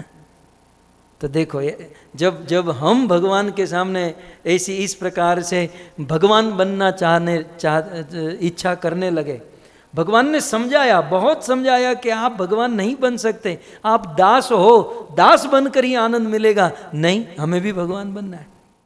जब बार बार भगवान ने समझाया और हम नहीं माने, ये हम सब की बात है, नहीं माने, तो भगवान ने सोचा कि भाई मेरे धाम में भगवान नहीं बन सकते, भगवान बनना है तो मुझे एक नई दुनिया रचनी होगी, नई दुनिया बनानी होगी। तब जाकर भगवान ने ये भौतिक दुनिया बनाई और हम सबको भेज दिया और बना दिया एक एक घर का भगवान है। बंदा अपने घर का तो भगवान, लीडर, राजा होता ही है, बना दिया। अब भगवान बनकर अब क्या तीर मारा, कौन सा पहाड़ तोड़ा, ये हम लोग ही जानते हैं। और फिर भी यदि अनुभव हो गया कि भाई इस संसार में दुख है, प्रॉब्लम है, ये संसार हमारे लायक नहीं है, फिर भी ये बुद्धिमानी होगी कि अभी भी समय है कि उस भगवान का भजन करें और भगवान के धाम को प्राप्त करें। लेकिन प्रॉब्लम इस बात की है कि यह जीव भगवान का नित्य दास है, लेकिन अपने स्वरूप को, अपने आप को भूल चुका है, भगवान के साथ अपना संबंध भूल चुका है। एक बार क्या हुआ, एक विठलनाथ गोसाई, पृष्ठी संप्रदाय में एक बहुत बड़े भक्त हुए विठलनाथ गोसाई। तो वे ठाकुर जी की सेवा के लिए जा रहे थे। अब पृष्ठी में तो आप जानते हो ना, स्पर्श होता है, स्पर्श होता है, स्नान करके ही ठाकुर जी की सेवा कर सकते हैं। तो स्नान करके ठाकुर जी की सेवा करने जा रहे थे, तो बीच में उनके भांजे उनको रास्ते में मिले। तो विठलनाथ गोसाई ने पूछा कि आप कौन? बोले, मामा जी आपने मुझे पहचाना नहीं, मैं आपका भांजा, मामाનું घर કેટલે દીવો બોલે એટલે હું તમારો ભાણો। विठलनाथ गोसाई नदी में गए, स्नान किए और स्नान करके फिर से ठाकुर जी की सेवा करने गए। भाणिया भाई बीच में आ गए। भाणा ने कहा कि विठलनाथ गोसाई हैं। तो विठलनाथ गोसाई ने पूछा, आप कौन? बोले, एक प्रश्न दूसरी बार क्यों पूछ रहे हैं? बोले, हूँ तमारो भाणो, मैं आपका भाणिया भाई, मैं आपका भांजा। ये विठलनाथ गोसाई फिर से स्नान करने चले गए। अब बार बार स्नान करने आ रहे हैं, बार बार पूछ रहे हैं आप कौन, और ये बोल रहे हैं मैं आपका भांजा, मैं आपका भांजा, आप मेरे मामा। लगभग 5-10 बार उन्होंने स्नान किया और ये मन में सोच में पड़ गए कि यार मैं तो कोई, मैं शूद्र नहीं हूँ, मैं कोई हीन जाति का नहीं हूँ, लेकिन फिर भी ये मुझे देखकर मेरे से बात करके स्नान कर रहे हैं। उतने कोई एक वैष्णव भक्त आया, कोई एक वैष्णव भक्त आया और विठलनाथ गोसाई स्नान करके आए और उस वैष्णव भक्तों को पूछा, आप कौन? बोले, मैं भगवान का दास, मैं श्रीनाथ जी का दास, मैं गोवर्धन महाराज गोवर्धन जी का दास। ये सुनकर प्रसन्न हुए, ठाकुर जी की सेवा करने चले गए। और वो भाणिया भाई जो थे ना, वो भाणा जो था, भांजा, उसको बुद्धि आई कि मैं बार बार मुझे पूछ रहे थे तो मैं शरीर का इंट्रोडक्शन दे रहा था कि मैं आपका भांजा, मैं आपका भांजा, अर्थात मेरी बुद्धि अभी भी शरीर में है, लेकिन वो जो भक्त हैं उनकी बुद्धि आत्मा में है, वो अपनी वास्तविक पहचान दे रहा है। सो भक्तों, हम सब लोग दैहिक बुद्धि में, दैहिक संबंधों में, दैहिक व्यवहार में फंसे हुए हैं। सो इस प्रकार से इससे निकलकर भगवान की इन लीलाओं को पढ़कर सुनकर हम भगवत लीला में प्रवेश कर सकते हैं। तो आज हमने सुना कि किस प्रकार गौलोक में राधा रानी और गोपियों का प्राकट्य हुआ। भक्तों, ये तो गोपियाँ फिक्स हैं, उसे कहते हैं भगवान के नित्य परिकर। ये जो हैं, जो अभी ये जो प्रकट हुए, ये हैं भगवान के नित्य परिकर। और इनकी भगवान के प्रति जो भक्ति है, टेक्निकल शब्दों में कहूँ तो इनकी जो भक्ति है रागात्मिका भक्ति है। ये सारे भक्तों की जो भक्ति है ये रागात्मिका भक्ति है। क्यों? क्योंकि रागात्मिका भक्ति का अर्थ होता है कि पैदा होते ही भक्ति, मतलब वो स्वरूप में ही भक्ति है। और हम जो साधना करके जो उस स्टेज पर पहुंचेंगे, हम भी गोपी बनेंगे, हम भी गोप बनेंगे, लेकिन हम रागात्मिका नहीं, हम रागानुगा भक्त बनेंगे। रागात्मिका जो भगवान ने ये सारे भक्तों को जो बनाया, ये पूरी टीम जो भगवान ने बनाई, एक मॉडल बनाया, एक आदर्श मॉडल। और उस मॉडल में से, उन भक्तों में से, उन नित्य परिकर में से किसी एक परिकर को हम फॉलो करेंगे, वो रागात्मिका है, और हम उनको फॉलो करेंगे राग अनुग, मतलब उनके अनुगत्य में चलेंगे। उस ब्रज परिकर के हम अनुगत्य में, उनका अनुगत्य स्वीकार करेंगे तो हमें भी वहाँ पर स्थान मिलेगा। उस नित्य धाम के नित्य परिकर के अनुगत्य में जब तक नहीं चलेंगे तब तक मरते रहेंगे इसी भौतिक जगत में। सो भक्तों, हमें उनका अनुगत्य करना है। तो प्रश्न होगा, चलो एक तो हो गए नित्य पार्षद जो भगवान ने अभी अपना साथ सामान प्रकट किया, लेकिन रागानुगा साधना करके, फिर रागानुगा भक्ति, फिर भजन कर करके जो गोपी बने, वे कौन? तो वे 15 प्रकार की गोपी है। शायद आपके लिए ये पहली बार होगा।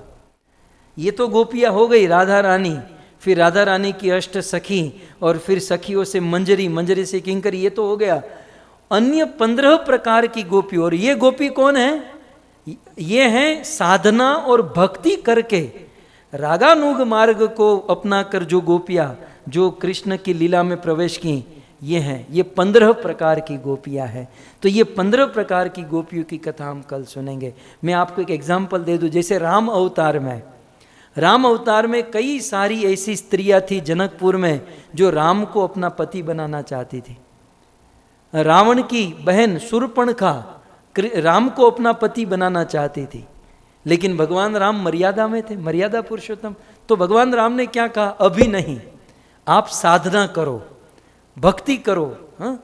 और फिर द्वापर युग में जब आऊँगा तब मैं आपको स्वीकार करूँगा। तब भगवान श्री कृष्ण ने उन ऋषि मुनियों को, वेदों की ऋचाओं को, उन स्त्रियों को जो रागानुगा भक्ति कर करके गोपियाँ बनी ब्रज लीला में, उनकी कथा भी तात्विक सात्विक चर्चा हम कल करेंगे। जैसे भगवान श्री कृष्ण की बाल लीला है ना, वैसे राधा रानी की बड़ी बड़ी मधुर बाल लीला है। तो एक लीला बता दूं, मुझे तो बहुत कुछ बोलना था। श्रीमती राधा रानी का कल जन्म हुआ, राइट?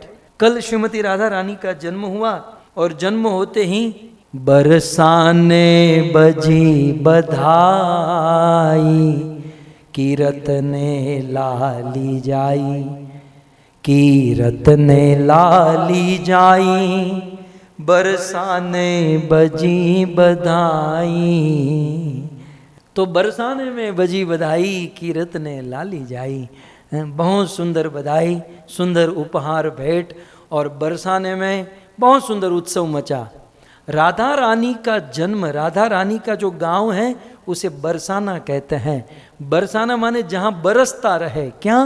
जहां सुख, आनंद और प्रेम बरसता रहे, कृपा बरसती रहे, इसलिए बरसाना, बरसाना वाली राधा रानी। तो एक दिन की राधा रानी जन्म हुआ और सब लोगों ने बधाई गाई, सब लोगों ने भेंट आनंद उत्सव मनाया। लेकिन इस आनंद उत्सव में एक दुख की बात थी, लोग समझ नहीं पाए। लेकिन जैसे ही दूसरा दिन हुआ तब पता चला। क्या पता चला? राधा का जन्म तो हुआ, लेकिन जन्म से उस राधा की आंखें नहीं खुलती थी। राधा की आंखें जन्म से ही बंद थी। अब उत्सव में तो पता नहीं रहा कि भाई क्या है कैसे हैं, लेकिन जब उत्सव पूरा हुआ फिर दृष्टि गई, बोले बेटी तो हमारी लाली आंख ही नहीं खोल रही है। अब वृषभानु बाबा बहुत बड़े गोप राजा, उन्होंने बड़े बड़े वेदों को बुलाया और बड़े बड़े वेदों को निवेदन किया, जितना धन चाहिए ले लो, जो चाहिए ले लो, लेकिन मेरी बेटी की आंखें खोल दो। इस बुढ़ापे में मुझे कन्या का जन्म, कन्या की प्राप्ति हुई है, और इतनी सुंदर लाली, इतनी सुंदर बेटी, इतनी सुंदर कन्या, और आंख ही न हो, ये तो बहुत बड़ा दुर्भाग्य है। वेदों ने हाथ जोड़ दिए कि हमसे कुछ नहीं होगा। जन्म से ही अंधे व्यक्ति को तो आंख कैसे दी जाए? इनकी आंखें बंद है। बड़ी चिंता छा गई, बड़े बड़े कार्य किए, कुछ बाकी नहीं रखा। लेकिन भक्तों, सबकी बधाई आई, गोकुल से नंद यशोदा की बधाई आनी बाकी थी। और फिर दूसरे तीसरे चौथे दिन नंद और यशोदा वृषभानु और कीर्तिदा के घर पर बरसाने में बधाई लेकर आए। बधाई माने सुंदर भेंट, उपहार, गिफ्ट, भोजन का थाल, ये सब कुछ लेकर आए। कीर्तिदा वृषभानु बाबा ने स्वागत किया, लोग दोनों एक दूसरे के गले मिले और सब आपस में बैठे, और सब आपस में बैठकर चर्चा कर रहे थे कि किस प्रकार से हमें ये प्राप्त हुई और किस प्रकार से उत्सव मचा। तो उस समय कृष्ण छोटे से थे। कृष्ण ने इशारा किया कि मुझे वो लड्डू चाहिए, लड्डुआ चाहिए। तो कृष्ण के हाथ में लड्डू रखा। कृष्ण जब खाने लगे तो कृष्ण की माँ यशोदा नंद बाबा ने कहा, कृष्ण अकेले अकेले खाओगे? अकेले अकेले खाना ठीक नहीं है, दूसरे से शेयर करना चाहिए, दूसरे को खिलाकर खाना चाहिए। एक काम करो, जाओ राधा को खिलाओ और फिर तुम खाओ, दोनों साथ में खाओ। હવે આને સાચે કહું આટલું જ જોતું હતું, આને આટલું જ જોતું હતું। इसको इतना ही चाहिए था कि मुझे कोई वहाँ भेजे। अंतःपुर में अंदर छोटी सी राधा पल्ले में सोई हुई थी। तो वो लाली, छोटी सी लाडली राधा पल्ले में सोई हुई थी, और छोटे से कृष्ण छोटे छोटे पाँव से चल कर गए। अब राधा की आंखें बंद हैं, राधा की आंखें बंद है, वो देख नहीं रही हैं। कृष्ण ने कहा कान में, राधे देखो कौन आया है। राधा आंखें नहीं खोल रही है। कृष्ण ने कहा राधे देखो कौन आया है। कृष्ण, राधे गोकुल से तुम्हारा कृष्ण आया है। कृष्ण, ये सुनकर तुरंत राधा रानी की आंखें खुल गई। श्रीमती राधा रानी की। कृष्ण आए राधा के पास, राधा की आंखें बंद थी और कृष्ण ने राधा आंखें खोल नहीं रही थी। कृष्ण ने कहा कि राधे राधे देखो मैं कौन कौन कौन। कृष्ण ने कहा कि मैं कृष्ण। कृष्ण सुनते ही राधा की आंखें खुल गई और देखिए एक दृष्टि से कृष्ण को देखने लगी, एक दृष्टि से कृष्ण को देखने लगी। भक्तों, ये लीला है। कल जैसे मैंने आपको लीला सुनाई, ठीक है, कल जैसे मैंने आपको कहा था ना कि जब कृष्ण ने राधा को कहा कि राधे संसार के जीवों का उद्धार करने के लिए धरती पर जाना होगा, तो राधा ने मना किया ना कि मैं नहीं आऊंगी, मेरी शर्त है। तो 4 शर्त राधा रानी ने रखी, उसमें 3 शर्त तो मैंने आपको कल बताई, एक शर्त बताना भूल गया। पहले 3 शर्त बताई, वो याद है कि बस याद है कुछ? राधा रानी ने 3 शर्त रखी, कृष्ण मैं आऊंगी, सबसे पहले वृंदावन को धरती पर उतारो, यमुना नदी को धरती पर उतारो, और गिरिराज गोवर्धन महाराज को धरती पर उतारो। ये 3 शर्त। और राधा ने कहा चौथी शर्त बाकी है, कृष्ण सुनो। तो राधा की चौथी शर्त थी कि कृष्ण आपके कहने पर मैं धरती पर आऊंगी, लेकिन इस धरती पर जाकर मैं सबसे पहले दर्शन कृष्ण आपका करूंगी। मैं संसार के चर्म से बने हुए देह को, जीव को देखना नहीं चाहती। कृष्ण मेरी आंख इस गोलोक से उतरकर मेरी आंख खुले तो मेरे सामने आप होने चाहिए, आप मुझे वादा करो। कृष्ण ने वादा किया, और यहां राधा की आंखें जब नहीं खुली, और हमारे कृष्ण में अक्सर कहता हूं मुंबई पुलिस की तरह थोड़े देर ही चलते हैं, लेट में ही चलते हैं। कृष्ण को तो जन्म के दिन आ जाना चाहिए था, ताकि बेचारी राधा रानी की लाली की आंखें खुल जाए, लेकिन नहीं, 2-3 दिन लेट आए, ताकि 2-3 दिन राधा की आंखें बंद रही। वृषभानु बाबा कीर्तिदा पूरे बरसाना को कष्ट दुख हुआ, और जब कृष्ण आए तो राधा ने आंखें खोली। और गोलोक धाम से बिछड़े हुए प्रिया प्रियतम बचपन में अवतार लेने के बाद प्रथम बार मिले, और मिलते ही दोनों के आंखों से आंसू की धारा बहने लगी।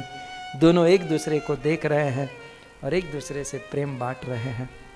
सो इस प्रकार से श्रीमती राधा रानी का प्राकट्य, और प्रकट होने के 2-3 दिन बाद ये घटना घटी। जैसे राम और कृष्ण का दर्शन करने के लिए शिव जी आए थे, वैसे राधा रानी का दर्शन करने के लिए भी देवाधिदेव महादेव आए गए थे कहाँ? वो तो गए ही नहीं थे कि आए, वो तो कृष्ण का दर्शन हुआ।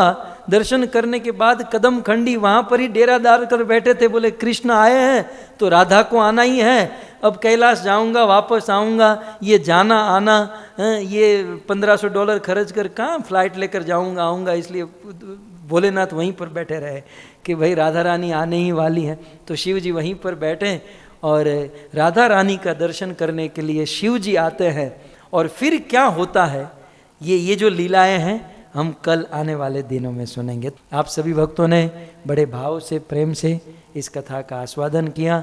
आप सभी भक्तों को धन्यवाद। मैं पुनः कहूँ कि राधा रानी की कथा कहना ये हमारे बस की बात नहीं है, ये एक विनम्र प्रयास है। कुछ त्रुटि हो, कमी हो तो क्षमा कीजिएगा, और जो गुण है इसे ग्रहण करके अपने जीवन में उतारिएगा। सो आप सभी भक्तों का धन्यवाद, और विशेष धन्यवाद ये पूरे खमार परिवार का, दिनेश भाई, वर्षा माता जी, उनके सुपुत्र देवांग भाई, दर्शना बहन, नीता बहन, राजेश भाई, और आप पूरे सारे खमार परिवार के द्वारा निमंत्रित ये मेरे सामने बैठे हैं ये सारे भक्तों को मैं बुरी बुरी धन्यवाद दूंगा कि आप लोगों के सहयोग से यह सुंदर भागवत कथा का आयोजन हुआ है।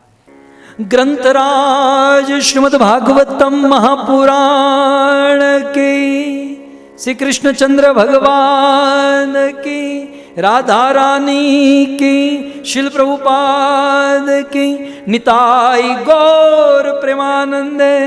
जय जय श्री राधे, जय जय श्री राधे, जय जय श्री राधे श्याम।